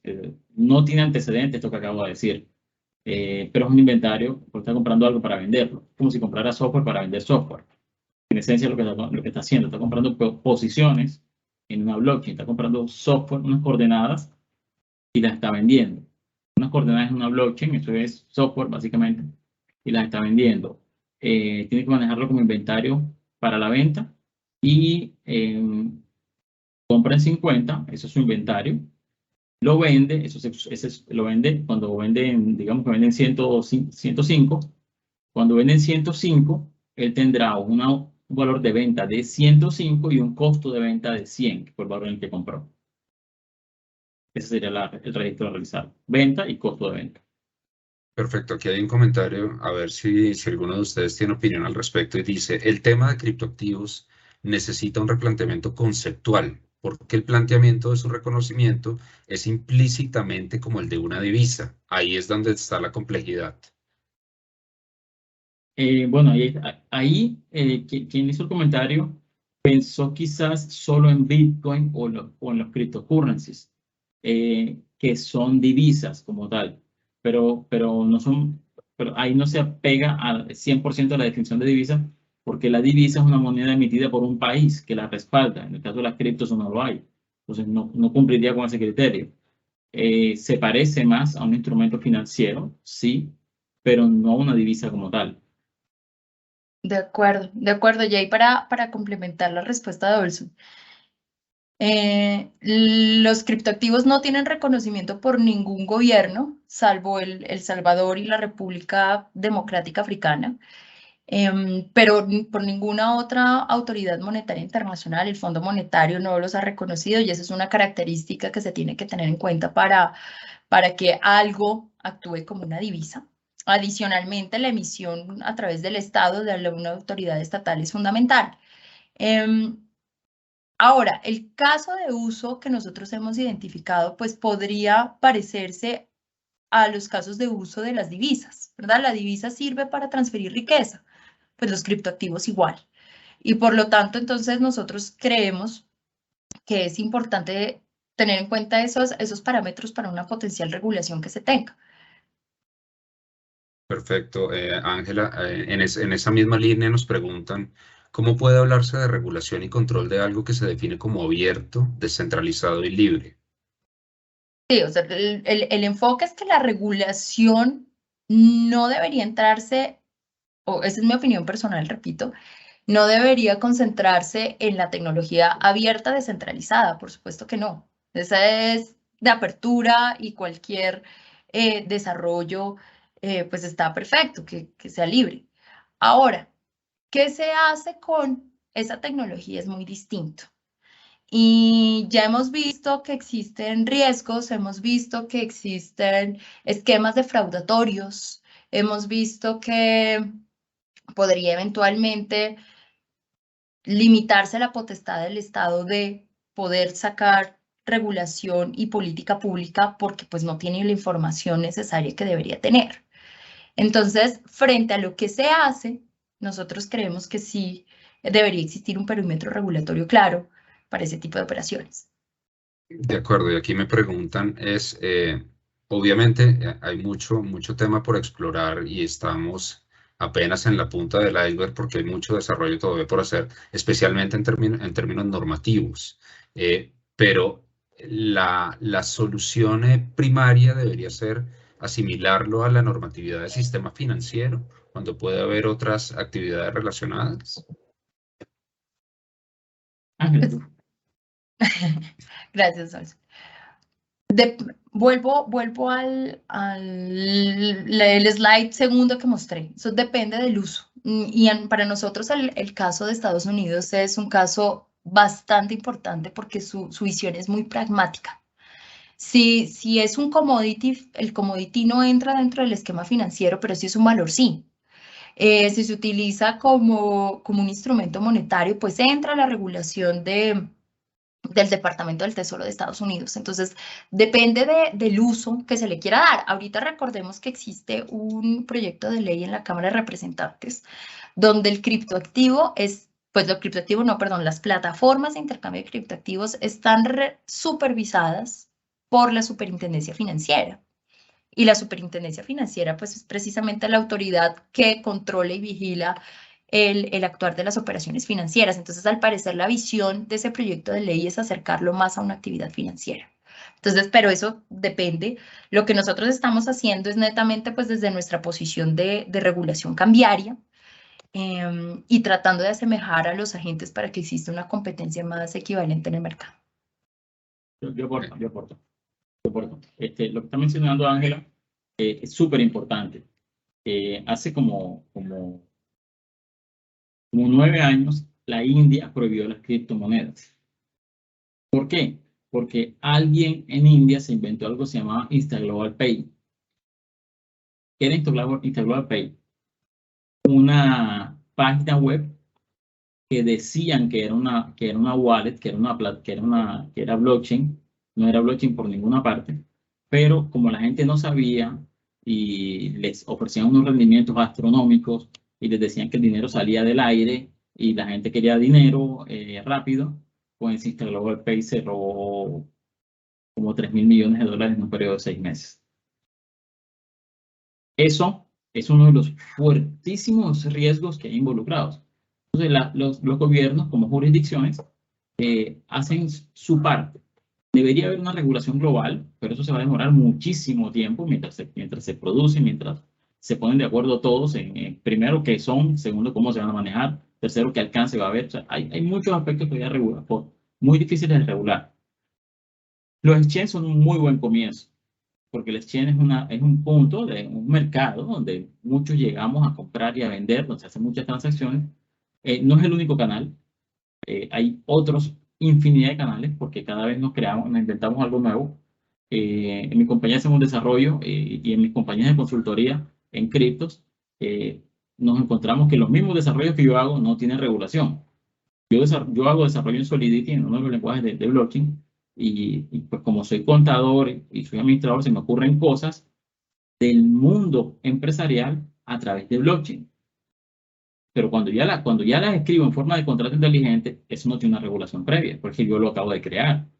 Entonces, la ley está tratando de mantenerse al ritmo, pero los desarrolladores van muy rápido.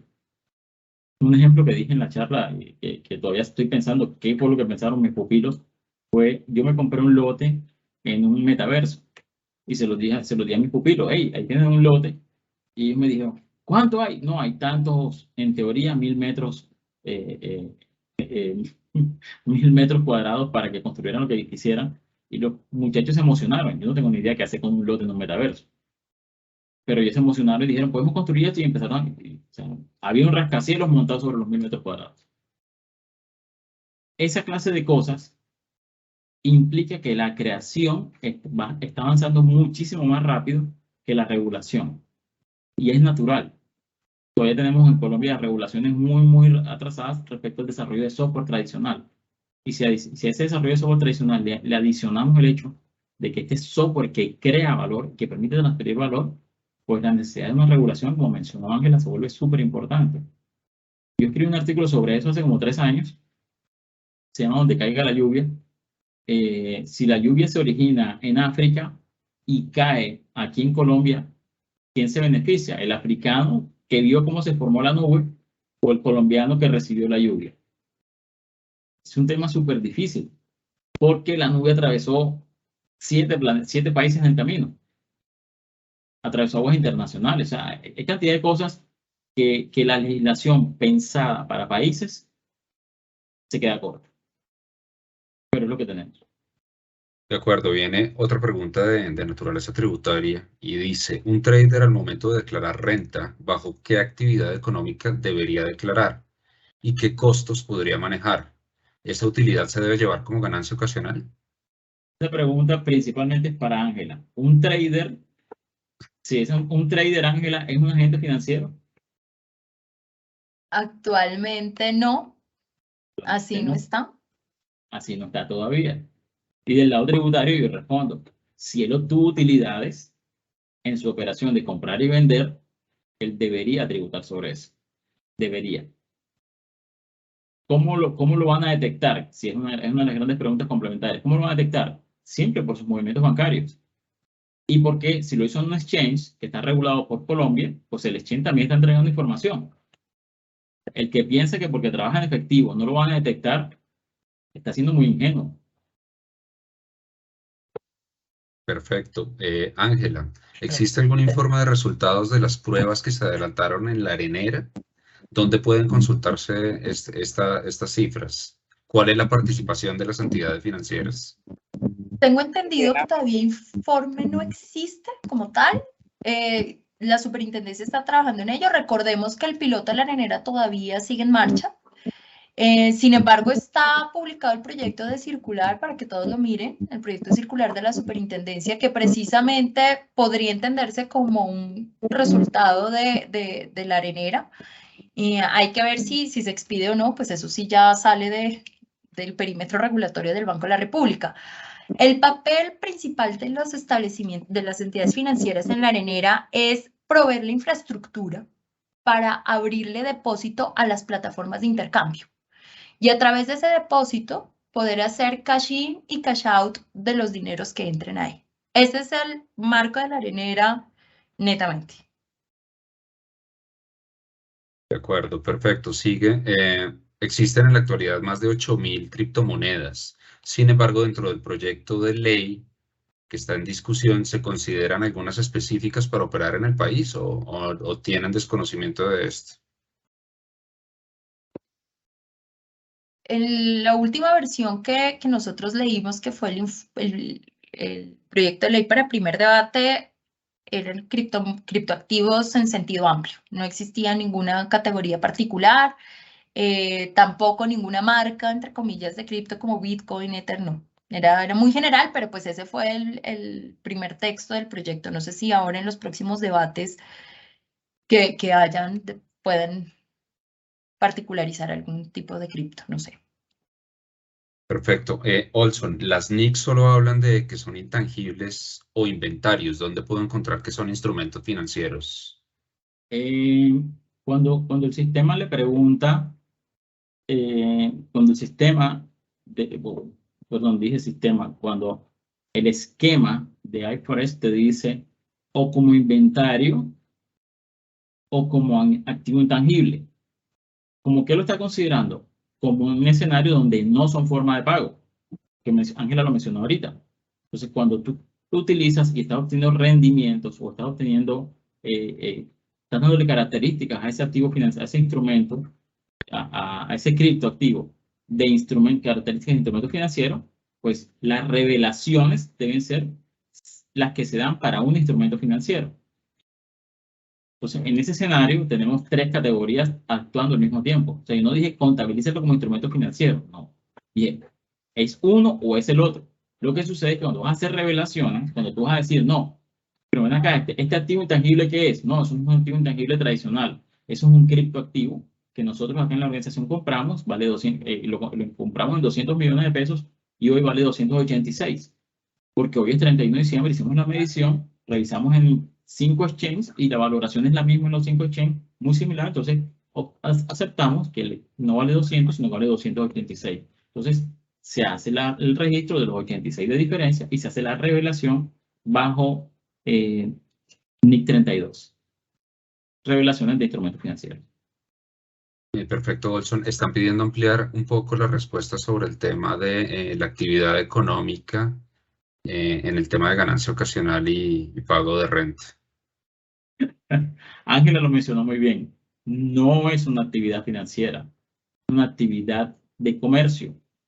Compra y vende, porque la NIC dice que es inventario. Pero si yo compro para vender, estoy comprando un activo para venderlo. Estoy comerciando. Es una actividad comercial. Pregunta para Ángela, ¿qué piensas y como banco cómo regularían las billeteras frías? Muy buena pregunta. No está asociado mucho al tema cambiario, pero las billeteras frías es algo muy importante que nosotros aprendimos hace poco. Porque gracias a que existen billeteras frías pudimos identificar que podría existir un lugar tangible de ubicación para determinar la residencia del portador de esas billeteras. Solo para profundizar en mi respuesta, para el régimen cambiario es importante conocer la residencia de los participantes en una operación, ¿sí? Un colombiano residente, por ejemplo, acá en Colombia, con un extranjero que no está en Colombia, que no es residente. Para determinar precisamente si esa es una operación que está dentro del marco regulatorio de la regulación cambiaria. Con las billeteras frías entendimos, y con los servidores que soportan las operaciones de cripto, entendimos que en realidad, pues obviamente los activos virtuales son intangibles, no se tocan, no se ven, no se saben dónde están, pero sí existen estos instrumentos que vuelven tangible una operación intangible.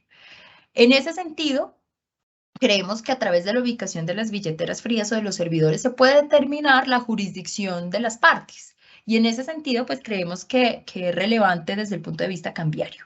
Ya, ¿cómo se regularían las billeteras frías? Pues eso ya creo que no hace parte de la competencia, al menos de nosotros, pero por lo menos esto sí nos ayuda a entender la ubicación física de la operación. De acuerdo, aquí tengo una pregunta un poco extensa, la voy a leer literal. ¿Consideran que las regulaciones impuestas a las exchanges nacionales potencian el desarrollo transparente del ecosistema en Colombia o por el contrario conllevan a que más y más personas se trasladen a otras exchanges del exterior como porque las medidas son poco amigables? Es muy buena pregunta. No sé, Olson, si quieres empezar y... Sí, yo no sé, se me ocurrieron como 10 respuestas al tiempo por esa pregunta. Por favor, me la repites, Jorge. Claro, repito, consideran que las regulaciones que o están impuestas o se están trabajando para las exchanges nacionales potencian el desarrollo transparente del ecosistema en Colombia o por el contrario hacen que se migre hacia otras ubicadas en el exterior. Es básicamente esa la pregunta. Sí, a ver si entendí. La pregunta está orientada a si la regulación colombiana estimula El desarrollo de los ecosistemas, correcto. Porque no hay regulación. En sí no tenemos regulación todavía. Por eso fue que se me ocurrieron tantas respuestas porque es que no hay regulación. Si no hay regulación, yo te puedo decir, no, es que en Colombia estás en el lejano oeste y te puedes hacer lo que tú quieras. Esa es una posible respuesta. Otra posible respuesta es decirte, no, que en Colombia no hay regulación, no te recomendamos que lo hagas. Depende mucho de tu acercamiento a la temática. Para mí, que soy desarrollador de blockchain, para mí es genial que no haya regulación. Pero para mí, que soy contador y trabajo en empresas que trabajamos con criptos, para mí es terrible que no haya regulación. Sí, Porque de acuerdo. porque hay muchos aspectos que dependen de tu posición para... Entonces, cuando la pregunta entró así, dije, pero ¿desde qué óptica? Porque para mí como gerente de empresa que me digan, no, es que usted no puede importar, no puede pagar una importación con criptos o usted no puede recibir el pago de una exportación con criptos, pues si me lo dicen yo lo hago y yo lo respeto, pero es que no me lo han dicho. Si me dicen, es que todo lo que entra a Colombia debe ser canalizado por el sistema, por los IMC. Ah, pero si es que si yo recibo cripto y lo convierto en mi banco, pues yo estoy analizando por un IMC, pero no pase por el sistema cambiario. Entonces depende mucho de la posición. La pregunta es, creo que está demasiado amplia todavía. Ángela, ¿tú qué opinas? Sí, yo estoy de acuerdo contigo. Solo quiero recordarles a ustedes una conclusión gigante de el Bitcoin Fest de este año en Miami, fue hace 2 o 3 meses. Todos los años se hace este super evento de Bitcoiners en Miami y el anterior año los exchanges explicaban sus modelos de negocio, etcétera, etcétera. Este año tuvo un giro particular porque la mayoría de los exchanges pedían regulación. Entonces esto se acerca mucho a lo que dice Olson, que es muy válido, porque en realidad con un marco regulatorio claro, pues hasta los mismos exchanges pueden hacer más operaciones, las que no están reguladas o no es claro si las pueden hacer o no. Y miren que la arenera creo que ha servido también como para ver eso. En la arenera hay 9 alianzas participando, están 9 de los más grandes exchanges del mundo participando. Eso quiere decir que existe un apetito para entrar de forma estándar y de una forma legal al país. Entonces yo creo que sí, que la regulación podría estimular la competencia, incluso podría hasta mejorar la competencia de los servicios financieros tradicionales, porque los criptos o las transacciones en criptos, pues por regla general tienen costos más bajos. Entonces de pronto eso hasta podría ser bueno para fomentar un sistema financiero un poco más económico. Ok, frente a esto nos precisan un poco más la temática y nos advierten, el comentario va orientado hacia la solicitud o la obligación que ha impuesto la UIAF de reportar esos criptoactivos, so pena de ser sancionados, ¿no? Vamos con la siguiente pregunta y es, ¿cómo se reporta la ganancia de la venta de los tokens al vender USDT por pesos colombianos? ¿Cómo se reporta ese movimiento? recibes USDT y los cambias a pesos colombianos. Normalmente en una empresa que no trabaje criptos, que recibe dólares del exterior, en su operación de monetización generará una utilidad por diferencia en cambio o una pérdida por diferencia en cambio. Es una operación tradicional. Compraste algo en el exterior, $1.000.000, y cuando lo compraste estaba el dólar a 4.000 pesos, y cuando lo vas a pagar el dólar está en 4.300. Perdiste 300 millones de pesos. Es un escenario. En ese caso, pues, pérdida por diferencia en cambio. El otro escenario es compraste el activo en 4.000 y cuando lo vas a pagar, el dólar está en 3.800. Te ganaste 200 millones de pesos. Te ganaste 200 millones de pesos por dólar. En una puedes ganar, en otra puedes perder. ¿Qué pasa con las USDT? El USDT es un stablecoin, Ángela lo mencionó, que no tiene fluctuación respecto al dólar, pero respecto al peso sí. Como no tiene fluctuación respecto al dólar, pues tú recibes $1.000.000 en USDT o $1.000.000 en dólares americanos. Están parejos, siempre va a ser 1 a 1. Pero en pesos colombianos, esos USDT pasan a través de la tasa de la TRM, a través de la tasa del mercado del dólar respecto al mercado colombiano, al peso colombiano. Entonces, igual se producirán ganancia por diferencia en cambio o pérdida por diferencia en cambio si tú lo vas a monetizar. Siempre se va a producir la situación. Salvo que en el Banco de la República nos emitan el peso digital. Vamos con las dos últimas preguntas, pero antes quiero darle paso al consejero Jesús María Peña, que tiene la mano levantada. Gracias, Jorge. Esta es una buena pregunta para la doctora Ángela, que es abogada. Ahí me asalta una inquietud en relaciones con la contabilidad por mandato constitucional. Tiene valor probatorio. Sí se lleva de acuerdo con las normas legales. No, lo que tiene que ver precisamente con los exchanges y con los créditos activos no están legislados. ¿Qué reacción podría, desde el punto de vista de su concepción, tener el hecho de que se lleve o no se lleve en la contabilidad de una empresa este manejo de los criptoactivos frente a una situación probatoria que será distinta, por ejemplo, en el caso que plantea Olson desde el punto de vista tributario? Claro, ya la Diana ha dicho, esto es así, pero si yo necesito probarlo desde el punto de vista de la contabilidad, con el valor probatorio que le da el artículo 15 de la misma, ¿qué incidencia cree usted que puede presentarse? Gracias. Y gracias, Jorge. Doctor Jesús, ¿la pregunta era para mí? Es que no le entendí la primera parte. Sí, señora. Ya. Gracias, no estaba segura. Gracias. Pues, doctor Jesús, la respuesta yo creo que se la da la Superintendencia de Sociedades. Y le voy a decir por qué. Porque hace un año y medio, la Superintendencia de Sociedades permitió el aporte en especie a sociedades con criptoactivos. ¿Cómo lo registran contablemente? Pues el doctor Olson y todos ustedes son los expertos.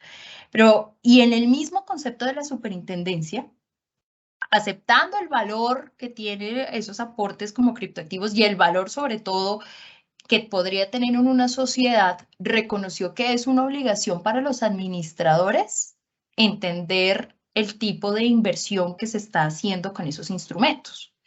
Entonces, claramente tiene un valor probatorio desde el punto de vista societario, hasta donde yo entiendo, por el tema de la superintendencia, pero efectivamente, pues los retos son muy grandes. ¿Qué pasa si, por ejemplo, el aporte en esa sociedad o se tiene ese aporte en la sociedad, llegan más accionistas pensando que la sociedad tiene X valor, pero resulta que el otro día el cripto que se aportó pues ya vale 0, entonces la sociedad pierde todo su valor? ¿Qué pasa entonces con las estimaciones que hicieron los accionistas que entraron? Son muchas más preguntas que respuestas en este mundo, tristemente es así, pero eso es parte de los retos que tenemos que vivir nosotros. Entonces yo creo que ya al menos algunas autoridades como la Superintendencia de Sociedades pues ya han adoptado desde el punto de vista probatorio un enfoque clarísimo de reconocer estos instrumentos como legales e incluso como la posibilidad de realizar aportes. Entonces esa sería mi reacción al respecto. Digamos que en el fondo lo que nos está insinuando es, señores Consejo Técnico, presenten rápido un proyecto. Por ¿no? favor, Regulatorio es al importante. respecto, porque con esa respuesta, sí, claro, la superintendencia financiera ya regula, pero para el sector financiero, ¿no es cierto? Pero desde el punto de vista empresarial se presenta el otro problema, que si bien le está metiendo mano a la superintendencia de sociedades, nos tocaría es ver cómo se puede apoyar la regulación. Sí. Y ese es uno de los grandes retos que se tiene, y lo mencioné en la presentación. Es importante que Sí. entre todas las autoridades exista una cooperación y ojalá un mismo lenguaje estándar, ¿no? Ese sería el ideal que se debería tener. Un buen mensaje. Muchas gracias, doctora Ángela. Y Gracias. Olson, no sé si quiere complementar algo. Gracias, Jorge. Olson, Tiene el micrófono cerrado. tienes el Olson. micrófono apagado. No, Ángela lo dijo todo. Aquí lo que falta ahora es un trabajo en equipo de todas las instancias para que, así como pasó con la televisión, que existe al mismo tiempo que la radio y la internet existe al mismo tiempo que la televisión, pues aquí lo que se requiere es eso, que aprendamos a coexistir los que trabajamos criptos con el sistema financiero tradicional, o el sistema financiero tradicional o los que trabajamos en el sistema financiero tradicional con los que trabajamos cripto. En mi caso, afortunadamente, pues manejo ambos, soy como que el puente de conexión entre los dos, y manejo ambos, y como pues, profesor de tributación, pues conozco muy en detalle los efectos tributarios. Como contador conozco el efecto que va a tener la contabilidad, pero en sí, yo me atrevo a decir que del lado tributario está todo por hacer.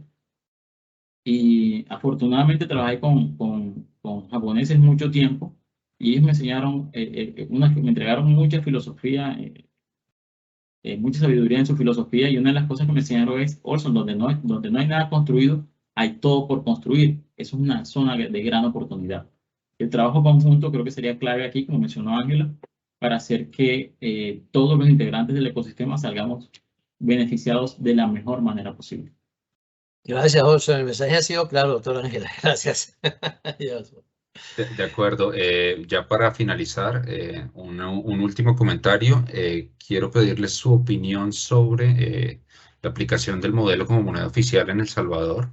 ¿Cómo lo han visto? Experiencia, comentarios al respecto, si los tienen, y un par de conclusiones sobre los temas que les competen en esta charla para despedirnos de todos los participantes. Y de antemano, muchas gracias por su participación. Creo que ha sido un evento muy dinámico, muy agradable y con mucho por aprender, y con el amplio espacio para el debate que viene de aquí en adelante.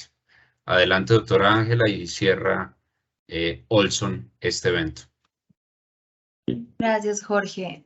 Frente a lo del Salvador, pues les puedo comentar lo que nosotros hemos seguido de cerca, y es la opinión del Fondo Monetario Internacional. El Fondo Monetario Internacional insta al gobierno de Nayib Bukele a buscar derogar la ley que adoptó al Bitcoin como moneda de curso legal, porque la adopción precisamente de un activo que no es emitido por un banco central o por una autoridad estatal genera riesgos para la estabilidad financiera del país, genera riesgos para la protección del consumidor, también para la integridad del mercado. Existen muchos riesgos sistémicos, y entiendo yo que el fondo también ha alertado sobre los pasivos que se pueden generar con el tema de Bitcoin, porque se pueden hacer obras proyectando un valor de Bitcoin que en realidad no se sabe si lo va a tener o no. Entonces sí se pueden generar unos pasivos fiscales bastante importantes, y en esa medida pues el Fondo Monetario ha instado a derogar la ley. Eso frente a la opinión de El Salvador. Como conclusión, que nosotros en la Secretaría de la Junta estamos siguiendo de cerca desde hace ya mucho tiempo. Este ya es un ejercicio que hemos hecho hace varios años, el tipo de usos que tienen los criptoactivos en el mercado cambiario. Hemos identificado que existen unos sujetos importantes que deberían ser regulados, que esa regulación no sería perfecta, porque ya sabemos, y lo dijo Olson, los esquemas de intercambio de criptoactivos son muchísimos. Uno nosotros estamos viendo solo uno, que es el de los exchanges, pero existen otros más, transacciones P2P, DeFi, etcétera, etcétera. Entonces sí, por ahora pues estamos tratando de tener esa película clara desde el punto de vista de los intermediarios de compra y venta de criptos. Entonces, pues eso es, les agradezco muchísimo la invitación. Para mí fue una gran oportunidad esta conversación, muy dinámica. Y pues adelante, Olson. Y yo tuve la oportunidad de participar en una conferencia hace poco. Y mi contraparte era Dionisio, el director ejecutivo del Banco Agrario de El Salvador. Entonces tuve la oportunidad de interactuar mucho con Dionisio antes de la charla, durante y después de. Yo tenía 1 millón de preguntas para hacerle, porque me parecía fascinante lo que habían hecho allá en El Salvador. Logré hacerle como 1.500.000, 1.600.000 preguntas. Pregunté de todo, consulté de todo, y Dionisio fue muy amable y nos fue dando mucho detalle de cómo manejaron ellos eso. Por eso fui tan puntual cuando dije, no, El Salvador se solucionaron la situación con una ley. Ellos emitieron la ley Bitcoin y dijeron, acéptelo como divisa a la par, así como acepta el dólar, de obligatoria aceptación. Entonces se convirtió en instrumento financiero así, en un plumazo, en una firma del presidente. Pero El Salvador tiene una complejidad, y aquí soy muy puntual, muy inferior a la de Colombia. Mucho más baja la complejidad de El Salvador respecto a la complejidad colombiana para la adopción de criptos. Por ejemplo, son solamente 6 millones de personas. Acá somos 50 y tenemos una migración fuerte de países vecinos que no está debidamente organizada. Eso influye mucho en los números de nuestra sociedad. Adicionalmente, nosotros como país tenemos una historia bastante compleja, donde el lavado de activos ha sido pan de cada día y que nos ha afectado mucho a nivel cultural. Eso en El Salvador no es tan arraigado, no se ve tanto como acá, según nos ha explicado Dionisio. ¿Qué hicieron ellos? En El Salvador ellos optaron por, sí vamos a adoptar Bitcoin, pero nosotros, los banqueros, somos los que decimos quién trabaja con Bitcoin y quién no. Me pareció fabuloso, me pareció un acercamiento genial de parte de ellos, porque ellos dijeron, sí le aceptamos Bitcoins, pero solo a nuestros clientes.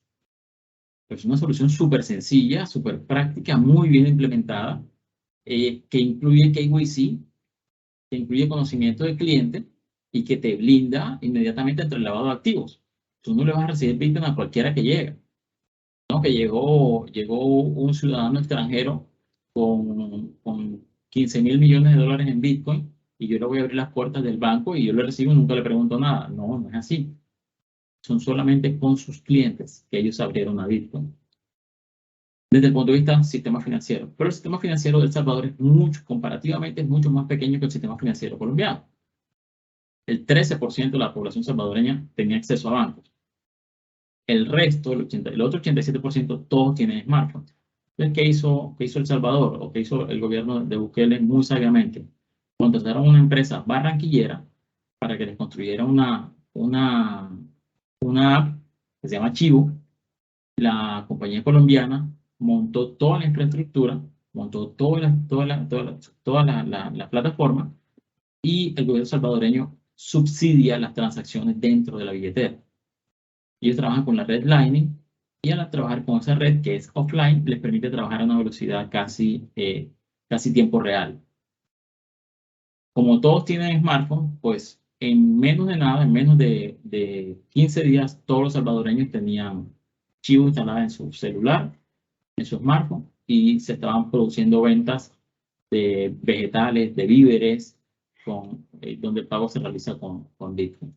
El tema de las remesas, lo mencionó Ángel ahorita, cambió muchísimo, cambió completamente, porque es mucho más económico una transacción por Bitcoin que una transacción por los agentes tradicionales.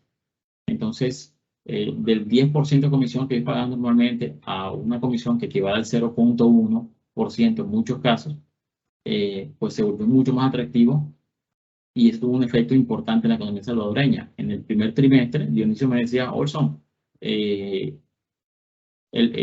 número, yo le dije, Dionisio, pero ustedes crecieron 24% en 3 meses, en un trimestre. Y me dijo, Olson, en realidad 24% es el dato oficial, pero nosotros tenemos conciencia que crecimos mucho más como país, como economía y como punto de recepción de remesas. Que se vuelve uno de los temas mucho más fluidos con este tema de criptoactivos, porque en Internet no existen fronteras, en el metaverso no existen fronteras. Por eso mencioné el caso de la nube. La nube se puede generar en cualquier lugar del mundo y puede entregar el agua en cualquier lugar del mundo. Y ningún país tiene ahora mismo la tecnología para frenar el paso de las nubes. Algo similar pasa con este tema de Bitcoin. Tenemos el caso de China, donde prohibieron el Bitcoin y sigue circulando. ¿Cómo? Con VPNs. No puedes recibirlo dentro de una VPN, dentro de una IP china. No puedes recibir Bitcoin porque te bloquean la transacción. Pero si tú colocas una VPN, tú puenteas, simulas que estás en Hong Kong o que estás en Corea del Sur o en Rusia y la transacción fluye. Y puedes manejar Bitcoins aunque estés dentro de China. El tema comercio se estimula mucho con este tema de los criptoactivos, pero es fundamental que la regulación sí empiece a producirse, porque para mí sería muy cómodo pagar $1 millón a un proveedor en el exterior con una transacción que realizo en 30 segundos, en el caso de los USDT, porque el caso lo mencionaba. Un USDT, una transferencia se realiza en 30 segundos y la comisión puede ser $1, $2, si acaso $3 sobre $1 millón, eso es nada. Pero por el sistema financiero tradicional, la operación puede durar, dependiendo del país, hasta 15 días. Me pasó en Brasil. Envié dinero de aquí de Colombia para Brasil y la operación duró 15 días, mientras soltaban los fondos de aquel lado. Esa clase de cosas son los principales motivadores para que el mercado esté adoptando con tanta velocidad el tema de criptos.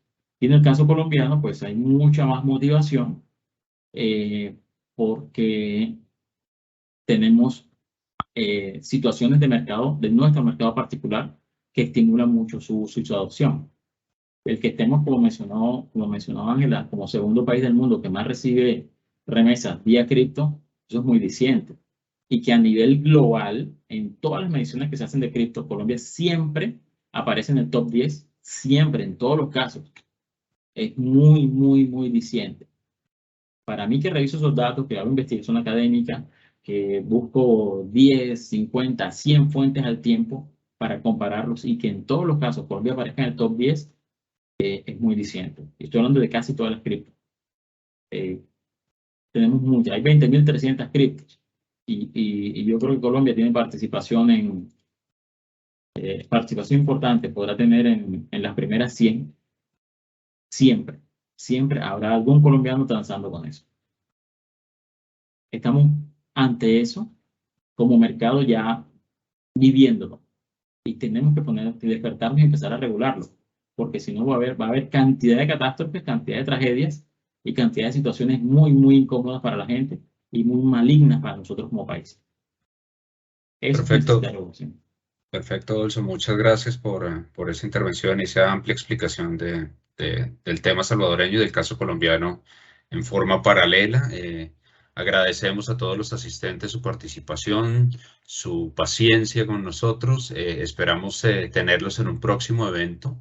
Este tema va a tener mucha tela por cortar y seguramente este no será el último panel de discusión y de presentación del tema de criptoactivos y de regulación en el tema de criptoactivos. Entonces, a la doctora Ángela Córdoba de la Secretaría Técnica de la Junta Directiva del Banco de la República, muchas gracias.